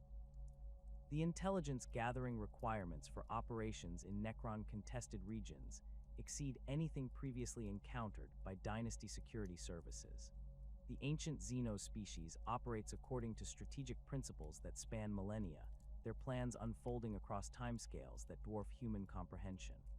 House Draconis maintains specialized analysis teams whose sole responsibility involves monitoring Necron activity patterns and attempting to predict their strategic objectives. These efforts have identified several tomb worlds whose awakening cycles suggest coordinated activation sequences, though the ultimate purpose of these patterns remains unclear. The expanding Tyranid presence throughout the galaxy has created new categories of threat that require fundamental changes to Dynasty operational procedures. The hive fleets that emerged from the intergalactic void possess adaptive capabilities that allow them to counter human tactics and technologies with frightening speed. House Winterscale's encounter with elements of Hive Fleet Chronos resulted in the complete biological contamination of their mining facility on Zirian Prime, forcing the dynasty to implement orbital bombardment protocols that destroyed installations worth hundreds of millions of thrones. The Tyranid organisms demonstrated the ability to adapt to Imperial weapons during the course of the engagement, with later waves of attackers showing resistance to weapons that had proven effective against earlier assault waves. The biological weapons deployed by Tyranid organisms create unique challenges for medical personnel and defensive planners who must account for threats that can evolve during combat. The standard medical protocols developed for conventional warfare prove inadequate against Tyranid bioweapons, which can adapt to countermeasures and develop new forms of lethality within hours of their initial deployment. House Corda has invested enormous resources in developing specialized medical facilities, equipped with experimental treatments and containment systems designed specifically for Tyranid biological agents. Their research conducted in cooperation with Mechanicus Biologus specialists, whose expertise in xenobiology exceeds standard Imperial medical training. The psychological impact of Tyranid encounters extends beyond simple combat stress into areas of existential horror that can permanently damage the mental stability of survivors. The hive mind's alien intelligence creates a sense of cosmic insignificance that challenges fundamental human assumptions about individual worth and the meaning of existence. Dynasty medical personnel have developed specialized treatment protocols for crew members who survive Tyranid encounters, their procedures including memory modification techniques designed to reduce the traumatic impact of exposure to the hive mind's alien consciousness. The Primaris Space Marines created through Guilliman's initiatives have established new relationships with rogue trader dynasties that reflect the changing strategic priorities of the era Indomitus. These enhanced warriors possess capabilities that exceed those of their predecessors, their advanced equipment and training making them valuable allies for dynasty operations in the galaxy's most dangerous regions. House Quintanus has developed cooperative arrangements with the Primaris chapter known as the Void Stalkers, their partnership providing the dynasty with access to advanced military capabilities in exchange for logistical support and intelligence about Xeno's activities in frontier regions. The new Space Marine chapters created during the Ultima founding often lack the established traditions and territorial claims that characterize older chapters, creating opportunities for dynasties to establish relationships that would have been impossible with more traditional Astartes forces. The Rift Wardens chapter has worked closely with House Draconis to establish supply lines that can support their operations on the dark side of the Great Rift, their cooperation providing the dynasty with protection against Chaos Raiders, while offering the chapter access to resources and intelligence that would otherwise be unavailable. The administrative reforms implemented by Guilliman have created new bureaucratic structures that affect dynasty operations in ways that are still being evaluated by House leadership. The Logos Historica Verita and other new institutions possess mandates that can overlap with traditional rogue trader privileges, creating potential conflicts over jurisdiction and authority. House Winterscale has invested substantial resources in establishing relationships with key figures in these new organizations, their diplomatic efforts designed to ensure that administrative changes do not compromise their operational independence. The torchbearer fleets that carried Primaris reinforcements throughout the galaxy have established new supply networks that dynasties can potentially access for their own operations. These military logistics chains provide access to advanced equipment and specialized personnel that can enhance dynasty capabilities, though gaining access to these resources requires careful negotiation with imperial authorities whose priorities may not align with commercial interests. House Corda has successfully negotiated agreements that provide them with access to Primaris equipment in exchange for their services in establishing forward supply bases in contested regions. The strategic importance of rogue trader dynasties has increased dramatically in the post-Rift galaxy, where traditional imperial institutions struggle to maintain operations across the vast distances and dangerous conditions that now characterize much of the Imperium. The flexibility and independence that have always characterized dynasty operations make them uniquely suited to the challenges of the era Indomitus, where rapid adaptation and innovative solutions are essential for survival. Gilliman himself has recognized this reality, issuing new directives that expand warrant authority in specific areas while maintaining the oversight necessary to prevent abuse of these enhanced privileges. The economic disruptions caused by the Great Rift have created new markets and opportunities that dynasties are uniquely positioned to exploit. The isolation of entire sectors has created demand for goods and services that can only be provided by organizations capable of operating independently of traditional imperial supply chains. House Kryn has established new trading networks that provide essential supplies to imperial worlds cut off from their traditional sources, their operations generating enormous profits while serving crucial strategic functions for the broader Imperium. The technological innovations developed in response to the challenges of the era Indomitus have enhanced dynasty capabilities in ways that provide significant advantages over less adaptable organizations. The new warp drives and navigation systems developed by Mechanicus specialists working with dynasty tech adepts can traverse the unstable currents created by the Great Rift with greater safety than traditional imperial designs. House Winterscale has invested heavily in acquiring these advanced systems. They're upgraded vessels capable of maintaining trade routes that remain inaccessible to competitors using older technology.